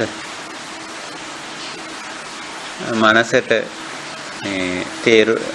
අකමැති වැටහෙන අකමැති දේවල්, එහෙම දේවල් තියෙනවා. අප්පිය දේවල් තියෙනවා. ඒක සංපයෝගත් වෙනවා. ඇයි සංපයෝග වෙන්නේ? අර සලායතන ක්‍රියාත්මක වෙනකොට ඉතින් වෙනවා. අකමැති කියලා කරන දෙයක් නැහැ. චක්කු ආයතනේ ක්‍රියාත්මක වෙනකොට පේනවා. අකමැති එකත් පේනවා. එතකොට ඒක හේතුඵල ධර්මතාවයක් නේ. කාගේවත් වැරද්දක් දෝෂයක් අඩුපාඩුවක් නෙවෙයිනේ. නැත්තම් මේ අහවලා මට අකමැති එක පෙන්නුවා. අහවලා මට අකමැති එක ඇහෙන්න සැලැස්සුවා කියලා අපි ඕකට අර හේතුඵල ධර්මතාවයේ පැත්තක තියලා වෙන එකක් අල්ල ගන්නවා. ඉතින් චක්කු ආයතනේ ඇති කල්හි අප්පිය දේ පෙනේ. ඉමස්මින් සති දං හෝති. සෝත ආයතනේ ඇති කල්හි සෝත ආයතනේ ක්‍රියාත්මක වෙද්දී අප්පිය ශබ්දය ඇහෙයි. ඉමස්මින් සති දං හෝති. අර සිද්ධි දෙක අන්තර් සම්බන්ධය බල. නාසයේ දිවකය ඇති කල්හි ගන්ධ රස පහස දැනේ. සිද්ධි දෙකක අන්තර් සම්බන්ධයක්. මනස ඇති කල්හි කරුණු වැටහෙයි. සිද්ධි දෙකක අන්තර් සම්බන්ධයක්. ඉතින් ওই විදිහට ඉතින් ඔය වැටහෙන, ඔය පේන, ඇහෙන, දැනෙන, වැටහෙන දේවල් වල තියෙනවා අප්‍රිය දේවල්. ඉතින් අප්‍රියයි කියලා කාරණයක් නැහැ. ඉතින් ඒක අපේ පෞද්ගලික කාරණයක් අප්‍රියයි කියන එක. නමුත් මේ ආයතන වලට ඒක අදාළ නැහැ. චක්කු ආයතනයට අදාළ නැහැ. මේ ප්‍රිය දේද මම මේ පෙන්වන්නේ අප්‍රිය දේද කියලා එහෙම එකක් නැහැ. චක්කු ආයතනයේ හැටි ඇස ඉදිරියට එන දේ ඉතින් පෙන්නනවා. චක්කු විඥානයත් පහළ වුණොත් පෙන්නනවා. පෙනෙනවා කියලා අපි ඔකට කියන්නේ. පෙන්නනවා කියලා කිව්වොත් එහෙම නිකන් කවුරු හරි පුද්ගලයෙක් වගේ හැඟෙනවනේ. පුද්ගලයෝ නෑ මෙතන. නිස්සත්ත්වෝ නිජ්ජීවෝ. සිද්ධි තියෙන හේතුඵල ධර්මතා හැටියට පවතින නාම රූප ධර්මතාවය. ඒව ඇති කල්ලි මේව ඇත. ඇති කල්ලි ඇත. ආදී වශයෙන්. ඔන්න ඔය විදිහට බලපුවාම මේ අපේ ජීවිතයේ සිදුවෙන මේ දේවල් ටික ප්‍රිය විප්‍රයෝග අප්‍රිය සංපයෝග මේ වගේ දේවල් මේවා අපිට දුක් හැටියට අසුතව පුදුජන මට්ටමේදී පේන්නේ ඇත්ත වශයෙන්ම මේවයි මේ හේතුඵල සම්බන්ධතාවයේ ස්වභාවිකත්වය අවබෝධ නොවීම නිසා ඒකයි ඊළඟට යම් පිච්ඡං නලබති අපි ඒකත් ටිකක් කතා කරමු. ඉච්ඡා කියලා කියන්නේ අපේ හිතවල ඇති වෙන අපේක්ෂා බලාපොරොත්තු ප්‍රාර්ථනා වලට ඉච්ඡා කියන්නේ pāli භාෂාවෙන්. එතකොට ඒක ස්වභාවික දෙයක්. අපේක්ෂා බලාපොරොත්තු ප්‍රාර්ථනා කාටත් තියෙනවා. ඒ නැහැ කිව්වොත් ඉතින් බොරුනේ. ඇත්තනම් අපේක්ෂා බලාපොරොත්තු ප්‍රාර්ථනා ඇත. කුමක් ඇති කල්ලි? ಜಾතිය ඇති කල්ලි. සත්‍යයක් ඉපදුනාම ඒ සත්‍යයට බලාපොරොත්තු අපේක්ෂා ප්‍රාර්ථනා තියෙනවා ඉතින්. මොනවටද කියලා ඇහුවොත් ඉතින් ඒවා තව විස්තර කරන්න පුළුවන්. විස්තර වශයෙන් කියන්නත් පුළුවන්. මට අහවල් දේ කරගන්න ඕන, අහවල් දේ ඉෂ්ට කරගන්න ඕන, අහවල් දේ ලබා ගන්න ඕන. මෙන්න මේ දේ සාක්ෂාත් කරගන්න ඕන, මට මෙච්චර මේ ඉගෙන ගන්න ඕන, මේ රැකියාවක් කරන්න ඕන, මුදල් ටිකක් හම්බ කරගන්න ඕන, ධර්මල්ලංගේ වැඩ ටිකක් තියෙනවා ඒ ටික ඉවර කරන්න ඕන. ඕන. ඉච්ඡාවේ තියෙන්නේ ඕන කියන එක විතරක් නේ, එපා කියන එකත් තියෙනවා. මේක මෙහෙම නොවෙන්න ඕන, මේක ඉවර කරගන්න ඕන, මේක අවසන් කරගන්න ඕන, මේක නිමා කරගන්න ඕන, මේ ලීඩේ සනීප කරගන්න ඕන නේ. ඒකේ තියෙන අනිත් පැත්ත ළඟා කරගන්න ඕන, දුරස් කරගන්න ඕන, වෙනස් කරගන්න ඕන, අඩු කරගන්න ඕන, වැඩි කරගන්න ඕන, තියාගන්න ඕන, අයින් කරන්න ඕන. නැද්ද මෙහෙම දේවල්? තියෙනවා. ඒවා හරි ස්වභාවිකයි. ස්වභාවික දේවල්. ඉතින් ඒකට තමයි ඉච්ඡා කියන්නේ. ඉච්ඡා ස්වභාවිකයි. මොකක් ඇති කල්ලිද? ජාතිපච්චය. ජීවිතයක් ඇති කල්ලි අපේක්ෂා බලාපොරොත්තු ප්‍රාර්ථනා ඇත. ඉමස්මින් සති ඉදං හෝති. ඉතින් හරි ස්වභාවිකයිනේ. ස්වභාවික සංසිද්ධියක් නේ. ඉතින් හැබැයි ඔය ඉච්ඡා භංග වෙනවා, බිඳ වැටෙනවා. නලබති. ලබතිත් වෙනවා. ඇයි මොකෝ ඒක වෙන්නේ නැද්ද? අපේක්ෂා බලාපොරොත්තු අපි ජීවිතේ ඉෂ්ට කරගෙන තියෙනවනේ. මොකද නැත්තේ? ඉච්ඡා ලබති. සමහර ඒවා ලැබෙනවා. සමහර ඒවා නොලැබෙනවා. දැන් අසුතව පුතුජනගේ ප්‍රශ්නේ තියෙන්නේ මේන් එකයි අල්ලන්නේ.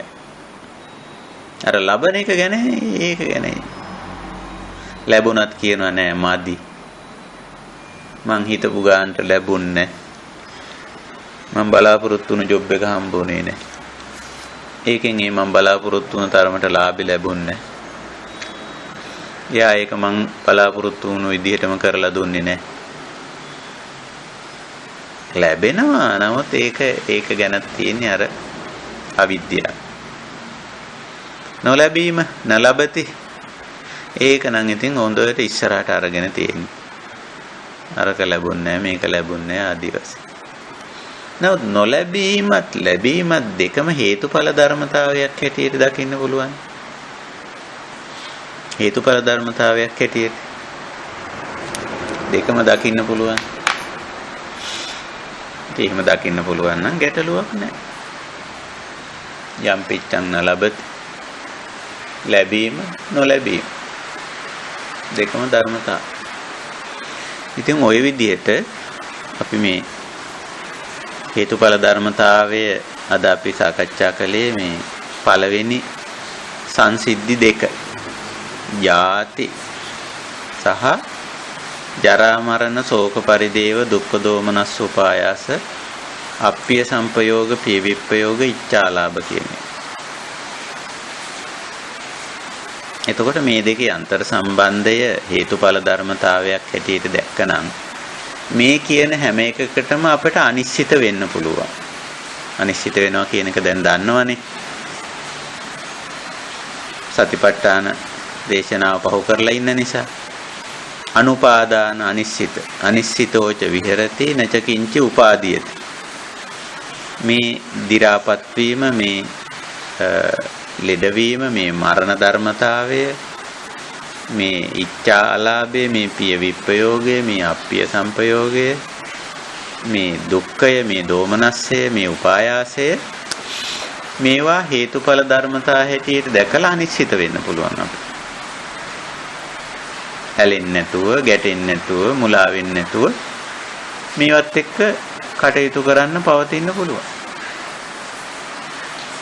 අන්න ඒ පවතින්න පුළුවන් වෙන්නේ මේවා හේතුඵල ධර්මතා හැටියට අවබෝධ කරගත්තොත්. අවබෝධ කරගන්න නැති තාක් තියෙන්නේ අවිද්‍යාව. අවිද්‍යාපච්චය. මේ හැම එකක් අතරම අවිද්‍යාව තියෙනවා. ඒකයි ස්වභාවය. හොඳයි, මම හිතනවා මගේ මූලික පැහැදිලි කිරීම සාකච්ඡාව මෙතකින් නතර කරලා අපි වෙනදා වගේම අපේ ධම්ම මණ්ඩපයේ ධම් සභාවේ ඉන්න අපේ කල්යාණ මිත්‍රයන්ට අපි ඉඩ අවකාශ සලසනවා මේ පිළිබඳව ටිකක් සාකච්ඡා අදහස් ඉදිරිපත් කිරීම ආදී දේවල් වලට අපි ඉඩක් තියමු. මම හිතනවා ඒක හොඳයි කියලා. ඉතින් එහෙමනම් ඒ සඳහා අපි අවස්ථාව ගමු. අපිට කාල වේලාවක් ටිකක් තියෙන නිසා හොඳයි, මම මෙතෙන් සිට අපේ ධම් සභාවේ ඉන්න නැත්තන්ට අවස්ථාව සලසනවා මේ පිළිබඳව යමක් සාකච්ඡා කරන්න. ඒ සඳහා මේ පටිච්ච සමුප්පාද ධර්මතාවයේ නිති ප්‍රායෝගික අංශ ආදී දේවල් කතා බහ කරන්න අපි අවස්ථාව ගමු මෙතෙන් සිට.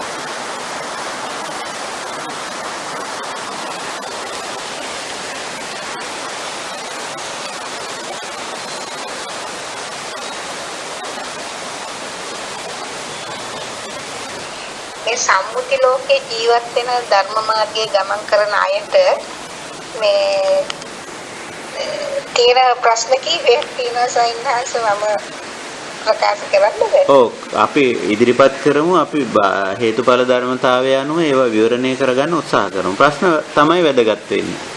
ඉදිරිපත් කරමු. මේ කර්මය කියන්නේ මොකද්ද? එතකොට මන්ද බුද්ධික අංග විකල වෙලා උපදින්නේ මොන කර්මයක් නිසාද? එතකොට මේ සැප සම්පත් උගත් අයගේ මේ අතරත් මේ නොඑක ආකාරයේ දුර්වලකම් තියෙන දරුවන් බිහි වෙන්නේ මොකද කියලා ඒ වගේ ප්‍රශ්න කීපයක් තියෙනවා සයින්හන්ස වහන්සේකට. ඔව්, ඇත්තට මේ වගේ කාරණා නැත්නම් මේ වගේ ප්‍රශ්න අපි ජීවිතේ විඳින අත්දකින දේවල්නේ. දැන් සාමාන්‍ය මිනිස්සු හැමෝම අංග ප්‍රත්‍යංග වලින් පරිපූර්ණ උපදින මිනිස්සු අපිට අතිබහුතරයක් දකින්න ලැබෙන්නේ. ඒ අතර අංග විකල නැත්නම් ශරීරාංගවල ඌනතා අඩුපාඩුකම් සහිත අයත් අපිට දකින්න ලැබෙන. එතකොට අපි මූලික වශයෙන් අර අංග ප්‍රත්‍යංග ਸਰව සම්පූර්ණ වෙච්ච ශරීරයන්ට ඒ ජීවිතවලට අපේ මනාපයක් තියෙනවා. ඒවයි අඩුපාඩුකම් තියෙන ශරීරවලට අපි ඒ තරම් මනාපයක් නැහැ. එතකොට ප්‍රධාන දෙයක් මෙතන තියෙන මේ මනාපමනාප භාවය. ඒකත් අපි කොහොම මේ සුඩම තියාගන්න ඕන. ඒකත් ගැටලුවක් තමයි. එතකොට ඊළඟට මේ විදිහට මේ අංග ප්‍රත්‍යංගයන්ගේ ඌනතාවයක් නැතුව ඉපදීමයි ඌනතාවයක් ඇතුව ඉපදීමයි කියන්නේ. එතකොට අපිට ඒකට කියන්න වෙන්නේ අංග ප්‍රත්‍යංග සම්පූර්ණ වේ උපදින්නේ ඇයි කියලා අපි අහන්නේ නෑනේ. මේ සමහර වෙලාවටනේ. මේ හොඳට ඔව් ඒක අපි අහන්න ඕන. ඒ උත්තරේමයි අර ඒ ප්‍රශ්නෙට දෙන උත්තරේමයි අර ප්‍රශ්නෙට අපිට ලැබෙන්නේ. එතකොට මෙතන අංග ප්‍රත්‍යංග සම්පූර්ණ වී ඉපදීමට අදාළ හේතු ඇති කල්හි අංග ප්‍රත්‍යංග සම්පූර්ණ වී උපදී. නේ? එතකොට හේතුව මොකද්ද? ඒකට හේතුව මොකද්ද කියලා අපි හුඟක් වෙලාවට අහන්නේ අර අංග ප්‍රත්‍යංග හොඳට ඇයි මේ මිනිස්සු මෙච්චර ලස්සනට උපදින්නේ? ඇහැ කන නාසය දිවකය කිසි අඩුපාඩුවක් නැතුව මෙහිම උපදින්නේ ඇයි කියන එක අපි ප්‍රශ්න කරන්නේ. එතකොට ඒකත් ඊට අදාළ හේතු ඇති කල්ලි ඒක වේ. ඉමස්මින් සති ඉදං හෝති. ඊළඟට අපි ප්‍රශ්න කරන්නේ අන්න අරක. මොකද්ද? අර ඇයි මිනිස්සු මේ අංග ප්‍රත්‍යංග වල අඩුපාඩු සහිතව උපදින්නේ? ඇයි ඒක විතරක් ප්‍රශ්න කරන්නේ? ඇයි ඒක විතරක් හේතුව හොයන්නේ? නෑ මේ දෙකේම හේතුව එකයි. සමානයි. මේ ඒ කියන්නේ අංග ප්‍රත්‍යංග සම්පූර්ණ ඉපදීමට හේතු ඇති කල්ලි එසේ උපදී, හේතු නැති කල්ලි එසේ නූපදී. එතකොට දැන් අපිට අවශ්‍ය වෙන ඔතෙන්දී මේ අංග ප්‍රත්‍යංග අපි කැමති අංග ප්‍රත්‍යංග සම්පූර්ණ ඉපදීමටනේ කැමති. ඒක නිසා අපි අර හොයන්න යනෝ අංග ප්‍රත්‍යංග අඩුපාඩු සහිත උපදින්නේ ඇයි? අන්න ඒක අපිට අයින් කරගන්න ඕනේ. ඒක නැති කරගන්න ඕන කියන තැනට අපි යනවා. ඒකනේ දැන් අපිට අවශ්‍ය වෙලා තියෙන්නේ. අපි මේ ප්‍රශ්නේ මතු කරන්නේත් ඒකයි. මේවා හරි වැදගත් ප්‍රායෝගික ප්‍රශ්න.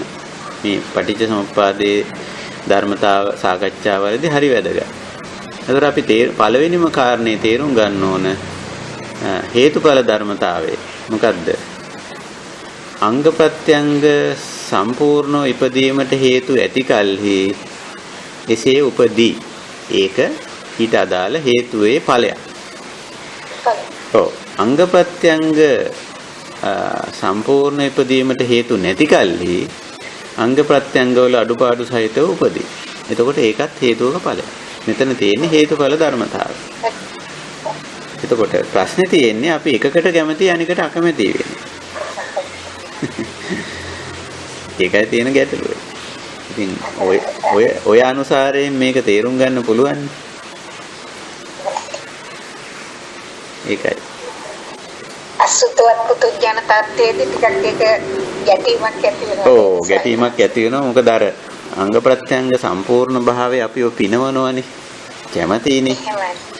අර අංග ප්‍රත්‍යංග අඩුපාඩුකම අපිව පෙළනවා. අපි අකමැති. නමුත් අපි ගැඹුරට ගිහිල්ලා බැලුවොත් මේ දෙකේම තියෙන්නේ එකම හේතුඵල සිද්ධාන්ත. ඔව්.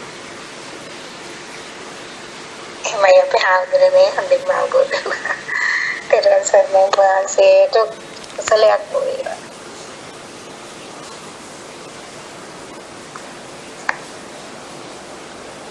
පෙරවන් සර්ණයි අවසරයි ස්වාමීන් වහන්සේ. පෙරවන් සර්ණයි. ස්වාමීන් වහන්සේ මේ නාම රූප පත්‍ය සලආයතනං කියන තැනයි දැන් ওই ಜಾති වලට කියවනේ ආයතනානම් ප්‍රතිලාභෝ කියලා. එතන ආයතනය අතර පොඩි වෙනසක් තියෙනවද? නෑ වෙනසක් නෑ මහත්තයා. අර නාම රූප පත්‍ය සලආයතන අපි සලආයතන ගැන ඇයි සලආයතන කියලා ඇහුවොත් නේ එතන ලින්ක් එක නැත්තම් එතන සිද්ධි දෙක අතර අන්තර් සම්බන්ධය අපිට පැහැදිලි කරන්න වෙන්නේ. දැන් මෙතන මම පැහැදිලි කරේ ಜಾති සහ මේ දැනට තියෙන අපේ ජරා මරණ.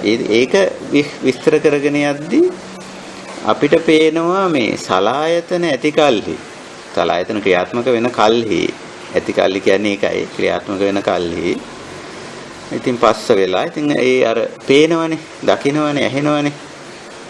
එතකොට මේ සලආයතන ඇති කල්හි පෙනේ චක්කු ආයතන ඇති කල්හි පෙනේ කියන එක. අතන කිම්පච්චය සලආයතන සලායතන කුමක් ප්‍රත්‍ය කරගෙනද පවතින්නේ? නැත්නම් කුමක් නිසා හටගත්තද කියන ප්‍රශ්නේ අපෙන් අහුවොත් අපිට කියන්න වෙනවා ඉතින් නාම රූපච්ඡ සලායතන. ඒක නාම රූප ඇති කල්ලි සලායතන. නාම රූප හේතුවෙන් සලායතන වෙයි කිය. ඒකට අපි ඒ ලින්ක් එක නැත්නම් ඒ සිද්ධි දෙක අතර අන්තර් සම්බන්ධය අපි කතා කළේ නැහැ. නමුත් එතන තියෙන්නේ නාම රූප නිසා සලායතන ඇතිවීම. මෙතන මම කතා කරේ සලායතන ක්‍රියාත්මක වීම. සලායතන ක්‍රියාත්මක වීම නිසා පේනවා, ඇහෙනවා, දැනෙනවා, වැටහෙනවා. එතකොට දැනට අපිට තියෙන්නේ සලායතන ප්‍රශ්නයකුත් නෙවෙයි ඇත්තටම. දැනට තියෙන්නේ අපිට මේ පේන එක ප්‍රශ්නයක්. ඇහෙන එක ප්‍රශ්නයක්. දැනෙන එක ප්‍රශ්නයක්, වැටහෙන එක ප්‍රශ්නයක්. මොකද අපි අකමැති දේවල් පේන එක ප්‍රශ්නයක්. අකමැති දේවල් ඇහෙන එක ප්‍රශ්නයක්. අකමැති දේවල් විඳින එක ප්‍රශ්නයක්. විඳින්න වෙන එක ප්‍රශ්නයක්. අකමැති දේවල් වැටහෙන එක ප්‍රශ්නයක්. එතකොට අන්න එතන අපි ගත්තොත් ඉතින් අපිට තේරෙන්න ඕන මේ කැමැති අකමැති කියන එක අපි ළඟ තිබ්බට සලායතන ක්‍රියාත්මක වෙනකොට කැමැති එකක් පේනවා, අකමැති එකක් පේනවා. කැමැති එකක් ඇහෙනවා, අකමැති එකක් ඇහෙනවා. කැමැති එකක් විඳින්න වෙනවා, අකමැති එකක් විඳින්න වෙනවා. කැමැති එකක් වැටහෙනවා, අකමැති එකක් වැටහෙනවා.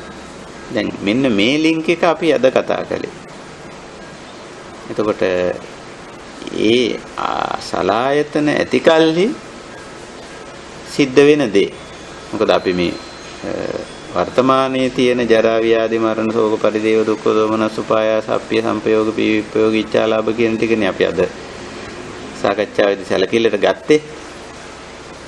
ඒකයි. ඉතින් ඔබවහන්සේට පුණ්‍යානුමෝදනා.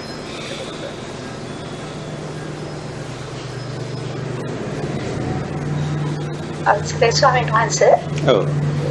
අත්‍ය ඇතිවිත මේ ජරාව ව්‍යාධිය අප්‍රිය සංපයෝගයේ මේ දේවල් ඇති වෙනවා කියලා ධර්මතාවක් හිතට දැනගත්තාම ඒවෙන් නිදෙන්න පුළුවන්. එතකොට අවිද්‍යාව නැතුව මේ මොදේ විද්‍යාවෙන් අවිද්‍යාව නැතුව යන අවිද්‍යාව සම්පූර්ණයෙන්ම නිරෝධ කරගන්න. ඔව් මේ හේතුඵල ධර්මතාවය අපි හොඳින් හැම විටම සිද්ධිවල හේතුඵල ධර්මතාවය හොඳට මෙනෙහි කරන්න පුළුවන්. ඔය පටිච්ච සමුප්පාදේ මෙනෙහි කරනවා කියලා දෙයක් තියෙනෝනේ අපේ ධර්මයේ උගන්වනවානේ. දැන් ඔය බුදුරජාණන් වහන්සේත් මේ පටිච්ච සමුප්පාදේ මෙනෙහි කරාය කියලා ඔය එක තැනක වාර්තා වෙනෝනේ විවිධ විදිහට මෙනෙහි කරාය කියලා. ඕවා සාහිත්‍යේ නම් කියන්නේ මේ පෙර යම මෙහෙම මෙනෙහි කරාය, මැදියම මෙහෙම මෙනෙහි කරාය, අලුයම මෙහෙම මෙනෙහි කරාය කියලා නේ කියන්නේ. ඒක ඉතින් සාහිත්‍ය කතාවක්. ඒක නෙමෙයි. බුදුරජාණන් වහන්සේ අපිට පුරුදු කරලා තියෙන්නේ හේතුඵල ධර්මතාවයේ මෙනෙහි කරන්න ඕන සිද්ධියක් වුණාම. යම් සිද්ධියක් වුණාම ඒ සිද්ධියේ කිම්පච්චය මොකක් නිසාද මේක වුනේ? එතකොට ඒකේ හේතුව මේ මෙනෙහි කරගන්න වෙන. එතකොට මේ විදිහට හැම සිද්ධියක්ම අපේ යෝනිසෝ මනසිකාර ක්‍රමයට හේතුඵල සම්බන්ධයේ මෙනෙහි කළොත් මෙනෙහි කරන්න අපිට මේ හේතුඵල ධර්මතාවය ප්‍රත්‍යක්ෂ වෙනවා. එතකොට මේ හේතුඵල සම්බන්ධයේ නොදැනීම නිසානේ අපිට මේ දුක එන්නේ. එතකොට ඒ එක පැත්තකින් ඒ දුකයින් වෙනවා, අනිත් පැත්තට මේ හේතුඵල සම්බන්ධතාවයේ නොදැනීමනේ අවිද්‍යාව කියන්නේ. එතකොට අර හේතුඵල සම්බන්ධතාවයේ දිගින් දිගට මෙනෙහි කිරීමෙන් හැම සිද්ධියකම අපිට ජීවිතයේ කොච්චරවත් සිද්ධි වෙනවනේ. මේ හැම සිද්ධියකදීම අපි පොඩ්ඩක් සංසුන් වෙලා මේක හේතුඵල සම්බන්ධතාවයේ විමසන. හොඳ යෝනිසෝ මනසිකාර ක්‍රමයට හරියට මේක ඇත්තටම මේක කුමක් නිසාද වෙන්නේ? දහමට අනුව හොඳට විමසලා බලන්න. ඒ විමසන්න අර හේතුඵල සම්බන්ධයේ නොදකින අවිද්‍යාව දුරු වෙලා යනවා. ඕක ඉතින් මෙනෙහි කරන ප්‍රමාණයට දුරු වෙනවා.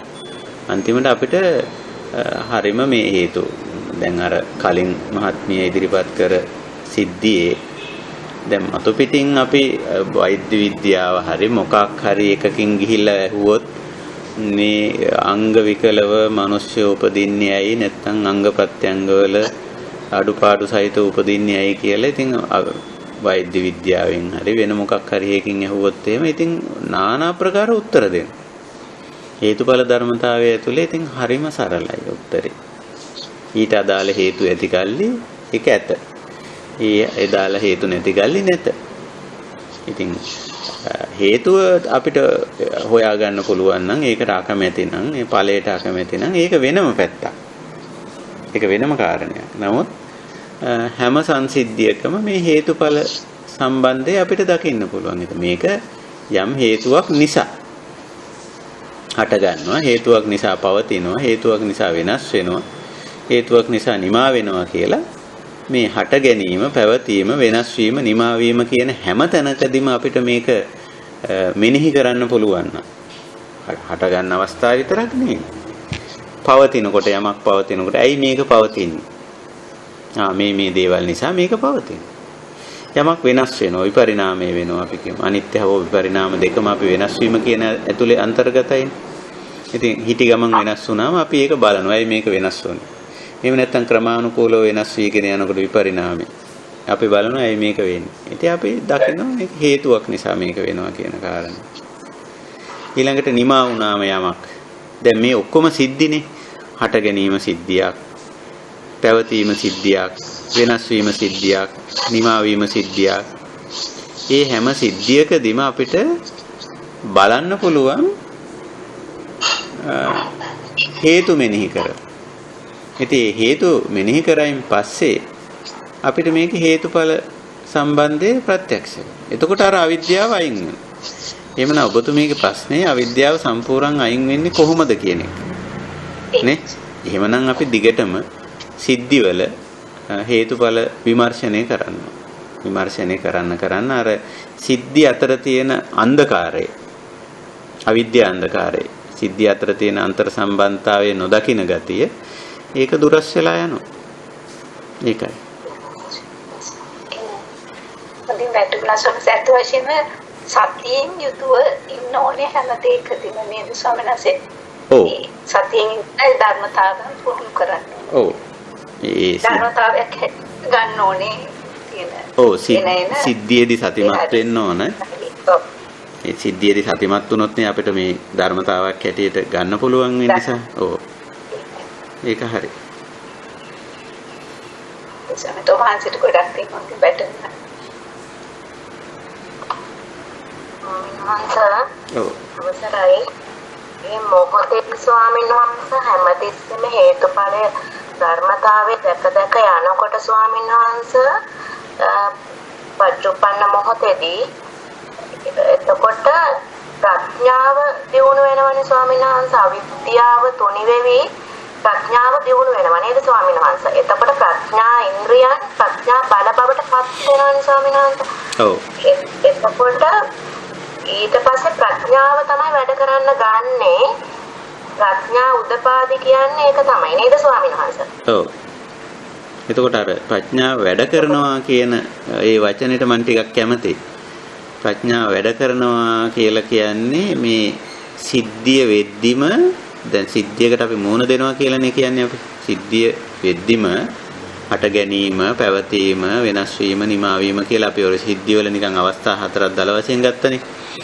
ඒ කුමන සිද්ධිය වුණත් අර ඒ සිද්ධිය දැන් ප්‍රඥාවෙන් තමයි පේන්නේ. මේක හේතුඵල සම්බන්ධතාවයේ මේකේ පේනවා සිද්ධිය වෙද්දිම හට ගන්නව නම් හට ගනිද්දී, පවතිනව නම් පවතිද්දී, වෙනස් වෙනව නම් වෙනස් වෙද්දී, නිමා වෙනව නම් නිමා වෙද්දී ඔන්න ඒකේ ස්වභාවය ප්‍රත්‍යක්ෂ වෙනවා. ඒකේ ස්වභාවය වැටහෙනවා. ඒ මොහොතේම. ඉතින් ඒකයි උතන වැදගත් වෙන දේ. ඒක තමයි ඔය අපි කියන මේ මොකක්ද ඔබතුමී පාවිච්චි කළ වචනේ. ප්‍රඥා උදපාදී. එතන තමයි ස්වාමීන් වහන්සේ ආලෝක උදපාදී කියලා බුදුරජාණන් වහන්සේ කිව්වේ.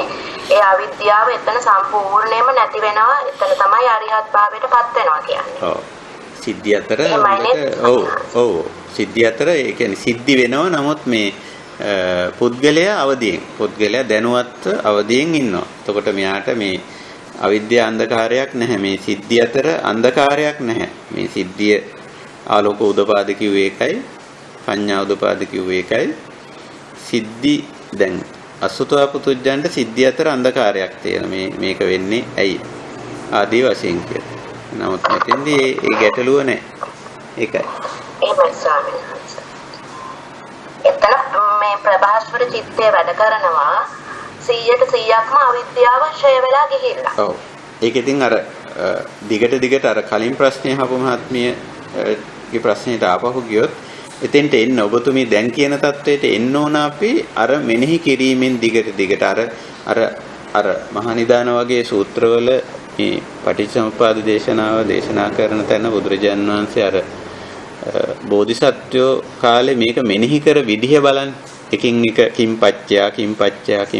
කිම්පච්චය වශයෙන් කුමක් නිසාද කියලා හොඳට එතන පාවිච්චි කරලා තියෙන වචනකුත් තියෙනවා. යෝනිසෝච මානසිකාරෝ අහු පඤ්ඤාය අபிසමයෝ කිය. මම මෙහිම විවේක බුද්ධියෙන් මේක මෙනෙහි කරපුවාම මට මේකේ හේතුඵල සම්බන්ධතාවය වැටහුණා. එතකොට මේ විදිහට දිගට මෙනෙහි කිරීමෙන් තමයි අර ඔබතුමිය කියන தત્ත්වයේ ආලෝක උදපාදි, පඤ්ඤා උදපාදි, විඥා උදපාදි කියන තැනට එන්නේ. ඇත්තට මෙතෙන්ට පූර්ණ ආලෝකමත් බවක් නැත්නම් පූර්ණ අවිද්‍යාන්ධකාරයේ දුරු වීමක් පූර්ණ වශයෙන් සිද්ධ වෙනවා. නමුත් අපි මේක දිගින් දිගට මෙනෙහි කිරීමෙන් පටිච්චසමුප්පාද ධර්මතාවයේ දිගින් දිගට මෙනෙහි කිරීමෙන් ඇති වෙන දෙයක් හැටියටයි අපි තේරුම් ගන්න ඕන. ඒක නිසා අපි මෙනෙහි කරන්න ඕන. අපි භාවනාව කරනවා කියලා කියන්නේ. ඉතින් භාවනාව දැන් පටිච්චසමුප්පාද භාවනාව කියලා මම කිව්වොත් මම ඒකෙන් අදහස් කරන්නේ සිද්ධි අතර අන්තර් සම්බන්ධය යෝනිසෝච මනසිකාරෝ ප්‍රඥාවෙන් මෙනෙහි කරනවා හේතුඵල ධර්මතාවයට. එතකොට අපිට අර මේක නිසයි මේක කියලා අර නිසා වෙන ගතිය පටිච්චසමුප්පන්න ගතිය සිද්ධිය වෙද්දිම වැටහෙනවා. මේක නිසයි මේක නේ කියලා. ඉතින් අන්නේ විදිහට එතකොට එතන තියෙන අන්ධකාරය අයින් වෙලා ඒ පිළිබඳව දුක්ඛයත් ඉවත් වෙනවා. ඒකයි ස්වභාවය. ඒක හරි. මෙනෙහි කරලා එන තැන ඔබතුමී කියන තැන. ඔබ වහන්සේට බොහොම කුසල ස්වාමීන් වහන්සේ අවසරයි.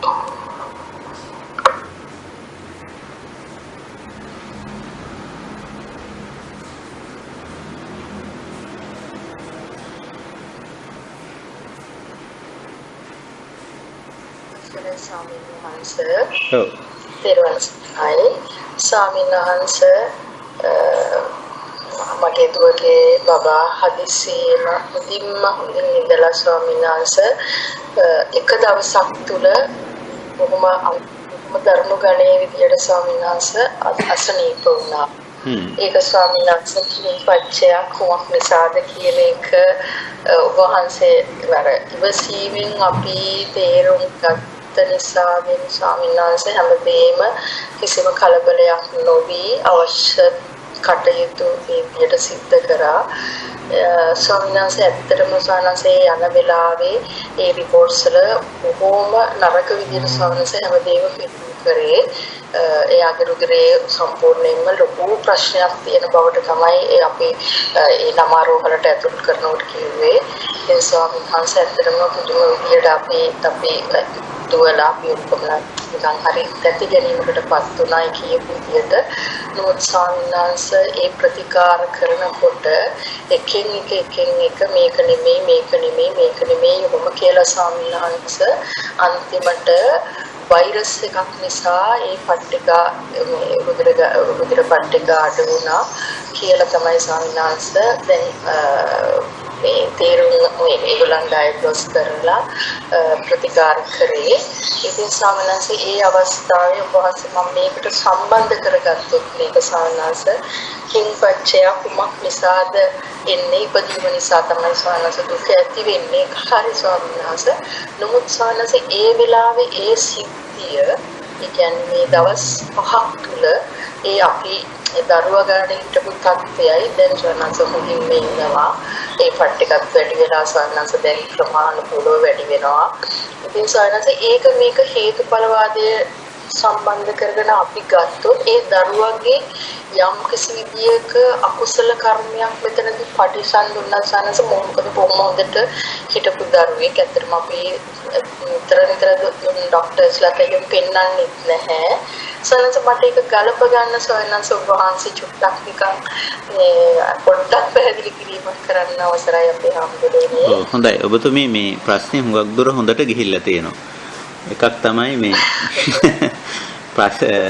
ඒක මම හුඟක් සතුටු වෙනවා. ඒ කියන්නේ ඔබතුමී ධර්ම මාර්ගයේ මේ සිද්ධියේදී හොඳයි සංසුන් බව ඒව හරිය වැදගත්. අනිත් එක ප්‍රධාන දේ ජාතිපච්චය. දැන් ව්‍යාධිනේ ලෙඩක්නේ. ප්‍රධාන දේ උපන් සත්‍යය දැන් පොඩිය ලොකුය කියලා නෑ. ඉපදුනා නම් ඕනම වෙලාවක ලෙඩ කියන දෙයට සූදානම්ින් කියන්නේ ලෙඩ වෙන්න නියමිතයි. දැන් අපි සාමාන්‍යයෙන් අපි මං අර මුලින් කිව්වා වගේ අපි පොඩි දරුවෙක් එහෙම ලෙඩ වෙනවට වගේ අපේ අකමැත්තක් තියෙන. ඒ අකමැත්ත වුණත් අපි මෙතෙන්දි ගන්නේ ස්වභාවික සංසිද්ධියක් හැටියට. නොවිය යුත්තක් හැටියට නෙමෙයි. එතකොට ඒ හේතුඵලයක් හැටියට ගත්තම අපි කැමති පොඩි දරුවෙක් ඉතින් නිරෝගීව ලස්සනට ප්‍රියශීලීව ක්‍රියාශීලීව ඉන්නවට. සාමාන්‍යයෙන් අපි එහෙම කවුරු වුණත් ලෙඩ වෙනවට කැමති නැහැ. එතකොට ඒකත් හේතුඵලයක් විදියට අපි දකින්නේ. ඒ අතර දැන් මේ සිද්ධිය ඉපදුණු දරුවා ඕනම මොහොතක ලෙඩ වෙන්න නියමිතයි. මොකද ජාතිපච්චයනේ. ජාතිපච්චය ව්‍යාධි. උපන් ඕන කෙනෙක් ලෙඩ වෙන්න නියමිතයි. ඒක සබාධමේ සංසිද්ධිය. ඊට පස්සේ දැන් ඒක දැන් අපි ඔන්නේ ඒක පහු කරා. ඒක ගැටලුවක් නෑ අපිට. ඊට පස්සේ අපිට දැනගන්න ඕන මේ ඇයි ලෙඩ වෙන්නේ කියලා. ඉතින් ඒක ඇතුලේ තියෙන අනිත්‍යතාවය. දැන් නිරෝගීකම නිට්ටයද? නිරෝගීකම අනිත්‍යයි. අපි සාමාන්‍යයෙන් නිරෝගීකම ගැන නිත්‍ය සංඥාවක් තියාගෙන ඉන්න ගතියක් තියෙනවා නෑ. නිරෝගීකම අනිත්‍යයි. නිරෝගීකම කියන එක ඕනම වෙලාවක ඕනම තත්වයකට වෙනස් වෙන්න පුළුවන් දෙයක්. ඔය පියවර. ඊට පස්සේ දැන් මේ ලෙඩක් හැදුනම අපි වෛද්‍ය විද්‍යාත්මක දෘෂ්ටි කෝණයට ගිහිල්ලා අපි මෙතෙන්දී අනිවාර්යයෙන්ම ලෙඩක් වුණාම ඒක වෛද්‍යවරුන්ට පෙන්නලා ඊට අදාළ ප්‍රතිකර්ම කළ යුතුයි. ඒක ගැන අපේ කිසි වාදයක් නැහැනේ. ඒකට අපි සියලු දෙනා එකඟයි. නමුත් මේ ලෙඩක් හැදුනේ ඇයි කියන තැනදී අපි මේ මූලික හේතුඵල સિદ્ધාන්තයේ ඇතුලේ තියෙන කාරණා ටික තමයි අපි ඉස්සරහට ගන්න ඕන. ජාතිපච්චය. ඉපදුණු සත්‍යය. එයාටත් ශරීරයක් තියෙනවා. සතර මහා භූත වලින් සකස් වෙච්ච ශරීරයක් තියෙනවා. ඒක ඕනෑම වෙලාවක වෙනස් වෙනවා. ඒකට ඍතු බලපෑම් තියෙන්න පුළුවන්. ආහාර පාන ගැනීම වෙන්න පුළුවන්. ජානමය කාරණා වෙන්න පුළුවන්. පැතිරී යන රෝගයක් වැළඳෙන්න වෙන්න පුළුවන්. අනතුරක් වෙන්න පුළුවන්. ඔය ඕනම සංසිද්ධියක් නිසා පටිච්ච නිසා සමුප්පන්න වෙන්න පුළුවන්. රෝගයක්, ව්‍යාධියක්, ලෙඩක් ඇති වෙන්න පුළුවන්. මේක තමයි හේතුඵල ධර්මතාවය. උපන් මේ වෙලාවේ පෙර අකුසල කර්මයක් එහෙම ආවා කියලා කියන්න පුළුවන්ද ස්වාමීන් වහන්සේ?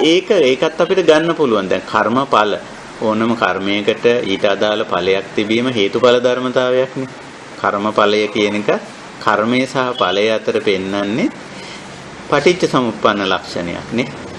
මම හොඳක් කරොත් මට ඒකට හොඳ ඵලයක් ලැබෙන්නේ. හොඳ කර්මය හොඳ ඵලය නේ. ඊළඟට නරක කර්මය නරක ඵලය. ඒ කර්ම සහ ඵල අතර සම්බන්ධය ඒ අතර සම්බන්ධතාවය ළඟ පෙන්වන්නත් පුළුවන්, දුරස්වල පෙන්වන්නත් පුළුවන්. දැන් අපි කර්මය කරනවා ඵලය එන්න ටික කාලයක් යනවා සමහර ඒවා. දුරස්ත සම්බන්ධයක් පෙන්වන්නේ. ළඟ සම්බන්ධයක් පෙන්වන සමහර ඒවායි කර්මය කරගමම ඵලයක් තියෙනවා. ආදි වශයෙන්. එතකොට සමහර ඒවායිදී අපි හිතන මේ ළමයා මේ ජීවිතේදී කිසිම වැරද්දක් පවක් අකුසලයක් කරලා නැහෙනි. එතකොට එහෙනම් මෙයාට එහෙම දෙයක් වෙන්න බෑනේ. ආදී වශයෙන් නෑ. දුරස්ත සම්බන්ධයක් තියෙන්න පුළුවන්. නේ සත්වයක් අපි දන්නේ සංසාරික වශයෙන් එයා මොන වගේ දෙයක් කරාද කියලා. සමහර විට රෝගයක් වැළඳීමට කම්ම විපාකජ ආබාධා කියලා බුදුහාමුදුරන්ගේ දේශනාවක් තියෙනවානේ. ඒක ඊළඟට අනිත් එක තමයි අපි සමහර වෙලාවට හිතනවා අපි මේ දරුවා කොච්චර හොඳට පරිස්සම් කරාද මොකොත් විස බීජයක් යන්න නොදී ආදී වශයෙන් කියන. නමුත් ඉතින් එහෙම කියන්න බෑ. ඒ අතපසු වීමකින් හරි මොකක් හරි හේතුවකින් එහෙම ඇතුල් වෙන්න පුළුවන්. වෛද්‍ය විද්‍යාවට එහා ගිය එකක් දහම. වෛද්‍ය විද්‍යාවට අහුවෙන්නේ ඒක දේශයක් විතරයි. භෞතික විද්‍යාත්මක කාරණා ටික විතරයි වෛද්‍ය විද්‍යාවට අහුවෙන්නේ. ඒගොල්ලෝ බලන්නේ මොකද්ද වෙලා තියෙන්නේ ප්ලේට්ස් අඩු වෙලා මොන හරි වෙලා. නමුත් මේ ප්ලේට්ස් අඩු වීමට ඒගොල්ලෝ විවිධ හේතු කියනවා. නමුත් ඉතින් අපි හේතුඵල ධර්මතාවය ඇතුලේ ගන්නේ කම්ම විපාකජ ආබාධයක් වෙන්නත් පුළුවන් නේ. එහෙම වෙන්න පුළුවන්. ඒකයි. ස්වාමීන් වහන්සේ තවදුරටත් චුට්ටක් මට අවසර දෙන්න. ස්වාමීන් වහන්සේ සාමාන්‍යයෙන් යා අපි එයත් එක්ක ගැවසෙනකොට කතා බහ කරනකොට යා ආස දේවල් ටිකක් ඔය සමහර ක්‍රමෙන් සින්දු කවි ටිකක් තියෙනවා. නමුත් ස්වාමීන් වහන්සේ ඉතින් යා ආස කියන්නේ දුකෙන් ඉන්නකොට අපි ඒවා කියද්දි ස්වාමීන් වහන්සේ හැම වෙලාවෙම ඒවට එපා කිව්වා ස්වාමීන් වහන්සේ. නෝ කීකේ ස්වාමීන් වහන්සේ එහෙම කිව්වා. ඊට පස්සේ ස්වාමීන් වහන්සේ යා අර දුව එහෙම නිදා ගන්නකොට හැමදාම සංසාර සාරෝග හිම විනිත නිසා ගාතාව කියනවා ස්වාමීන් වහන්සේ. ඒක විතරක් කියද්දි ස්වාමීන් වහන්සේ මෙයා අහගෙන ඉඳලා එයාට ටිකක් වචන දෙකක් තුනක් එහෙම කියනවා ස්වාමීන් වහන්සේ. ඒකේ අර හරියටම කියන්නේ නැති වුණාට ඒක හරිය ආසාවෙන් අහන් හිටියා ස්වාමීන් වහන්සේ. ඉතින් දුව කියනවා අම්මේ කොයි වෙලාවෙත් එයාට ඉන්ජෙක්ෂන්ස් ගහද්දී එම්ම කිව්වම ඒක විතරක් ස්වාමීන් අහගෙන හිටියා කියලා. ඉතින් ස්වාමීන් මම නිකන් අර ඒක මේ වෙලාවේ මතක් කරේ මොකක් හරි ස්වාමීන් මොකක් හරි පෙර කරපු අකුසල කර්මයන් නිසා යාට මේ දේ වෙන්න ගිහිල්ලා යාගේ ආපහු නිකන් කුසලයක් මතුවලා මෙහෙම ආව කියලා ස්වාමීන් මට නිකන් හිතෙනවා ස්වාමීන් වහන්සේ. එහෙම වෙන්න පුළුවන් ඉතින්. සමහර දේවල් සංසාරික පුරුදුත් තියෙන්න පුළුවන් නේ. ඔය සමහර දේවල් වලට තියෙන මනාපය හෝ අමනාපය ස්වභාවිකවම පුංචි කාලේ සමහර දේවල් වලට ළමයි මනාපයක් පෙන්වනවා අමනාපයක් පෙන්වනවා ලොකු තේරුම් ගැනීමකින් තොරව. දැන් මේ ගාතාවට තියෙන මනාපය සංසාරික පුරුද්දක් වෙන්නත් පුළුවන් ඒක.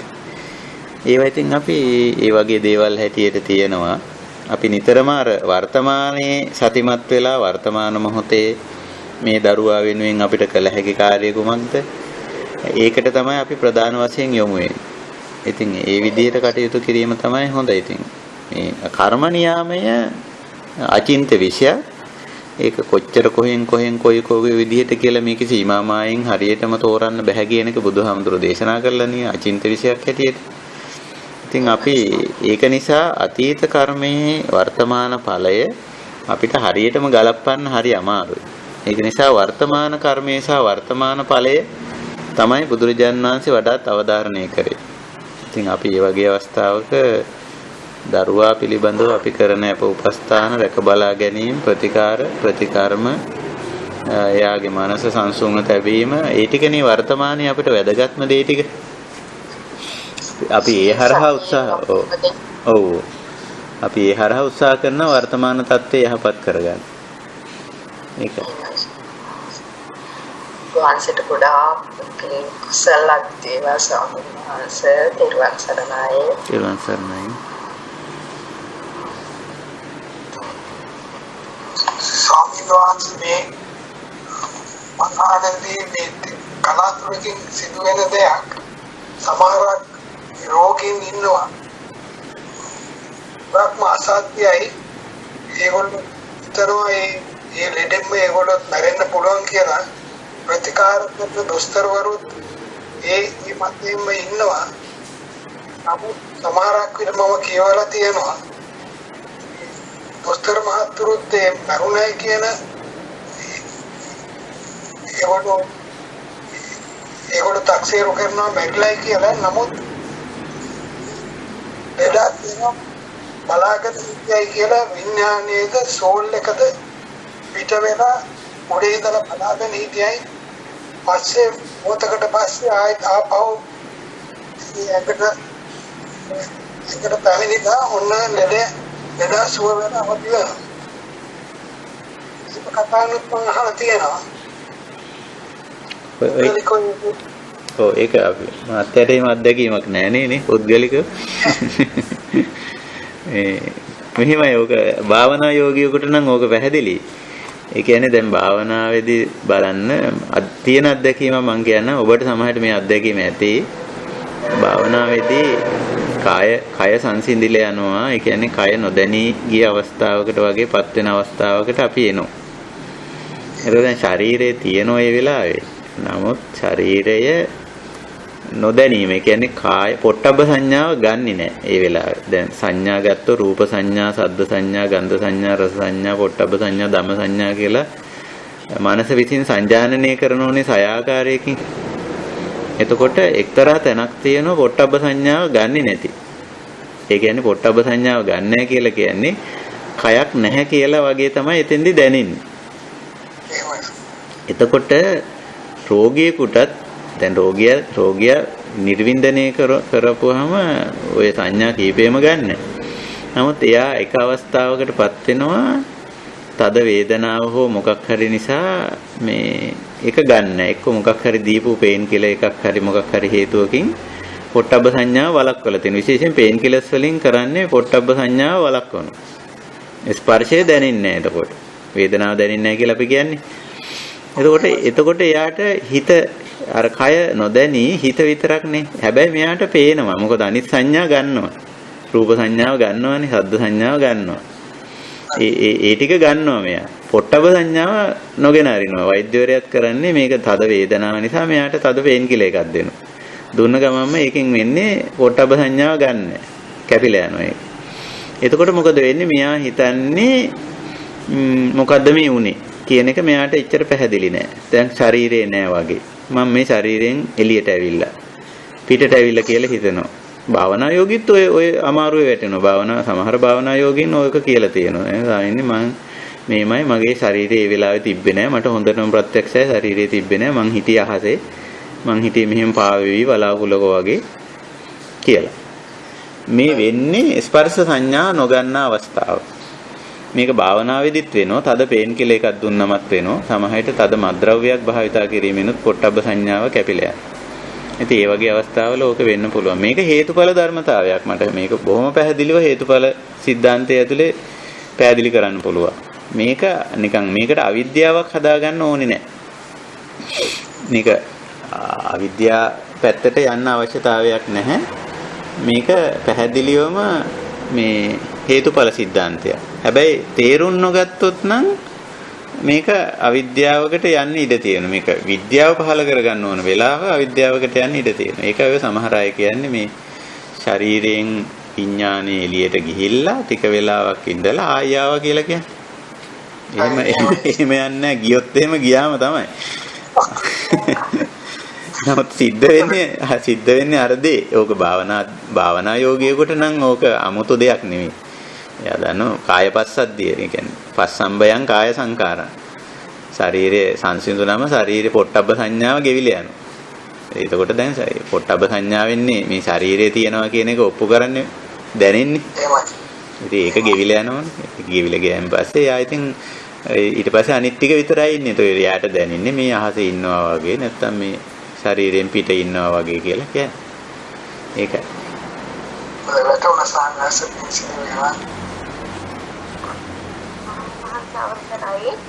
එතකොට ස්වාමීන් වහන්සේ ඔය මනෝකාය පිට වෙනවා කියලා කියනව නේද ස්වාමීන් වහන්සේ? මම අහලා තියෙනවා. ඒ ඕකම තමයි. පිට වෙනවා කියලා. ඒ ඕකම තමයි. මේකම තමයි. ඕකම තමයි. ඔව්.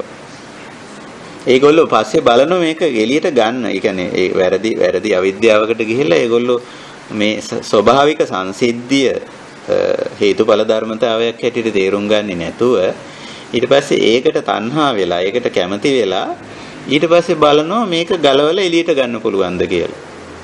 එහෙම එළියට ගන්න පුළුවන් සිද්ධියක් නෙමෙයි මේ වෙන්නේ. සිද්ධිය තේරුම් නොගෙන ඒගොල්ලෝ උත්සාහ කරනවා එහෙනම් මේක ගලවලා එළියට ගන්න පුළුවන්ද කියලා. ඊට පස්සේ හරිය විකෘති ওই බටහිර සමහර ඕක එළියට ආව කාලයක් ඒගොල්ලෝ බලනවා මේක මේ අර බොඩි එක පරණ වෙච්ච බොඩි එකෙන් මේක ගලවලා අලුත් බොඩි එකකට රිංගවන්න පුළුවන්ද කියලා. ඒ තරමට මේක අවිද්‍යාවට ගිහිල්ලා තිබුණා ඒක. මනෝකාය ශරීරයෙන් ගලවලා අරගෙන දැන් ඒ ශරීරයේ දුර්වලයිනේ අපි හිතමු ලෙඩ වෙච්ච එකක් කියලා. ඒක පැත්තකට දාලා හොඳ ශරීරයකට රිංගව ගන්න පුළුවන්ද කියලා මේක බලන්න. ඒ තරමට ඒක අවිද්‍යාත්මකව ගිහිල්ලා තියෙනවා. නෑ මේක ස්වභාවික සංසිද්ධියක්. ඒක ස්වභාවික සංසිද්ධියක් හැටියට දැකගත්තොත් එච්චරයි. මේක තියෙන හේතුඵල සම්බන්ධතාවය. ඉතින් ඒක ඔය මිනිස්සු ඉතින් ඕක තේරුම් ගන්න නැති එකේ ගැටලුවක් තියෙනවා.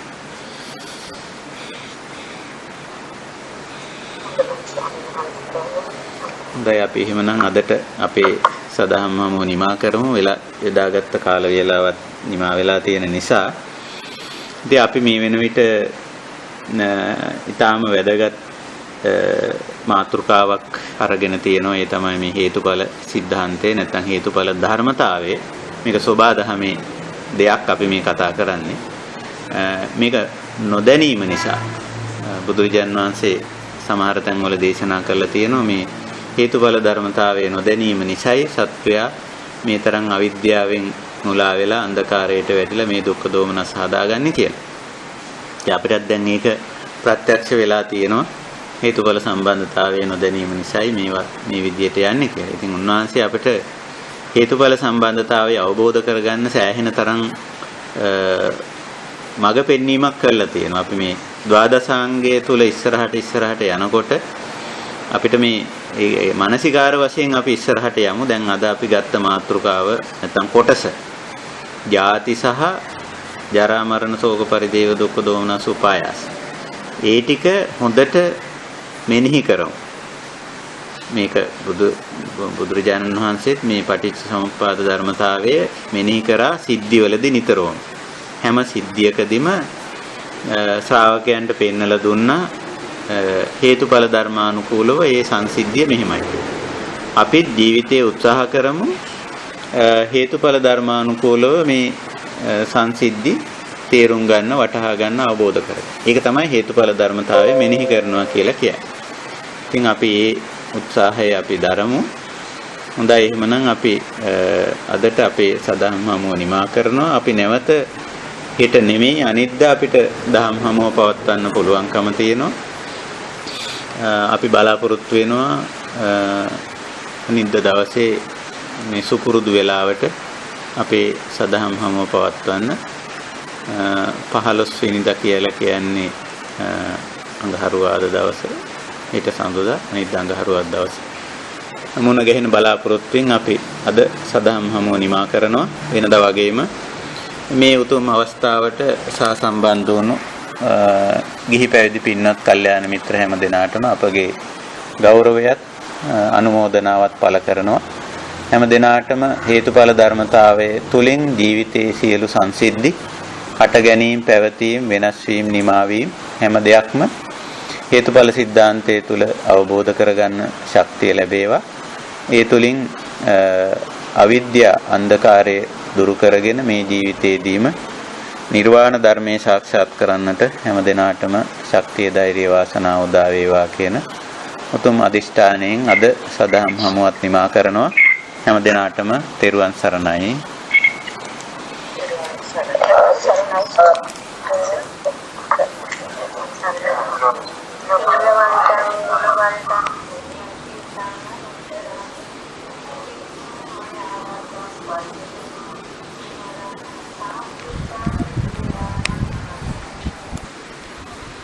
ගයි හැම දිනාටම තෙරුවන් සරණයි. සුවපත් වේවා.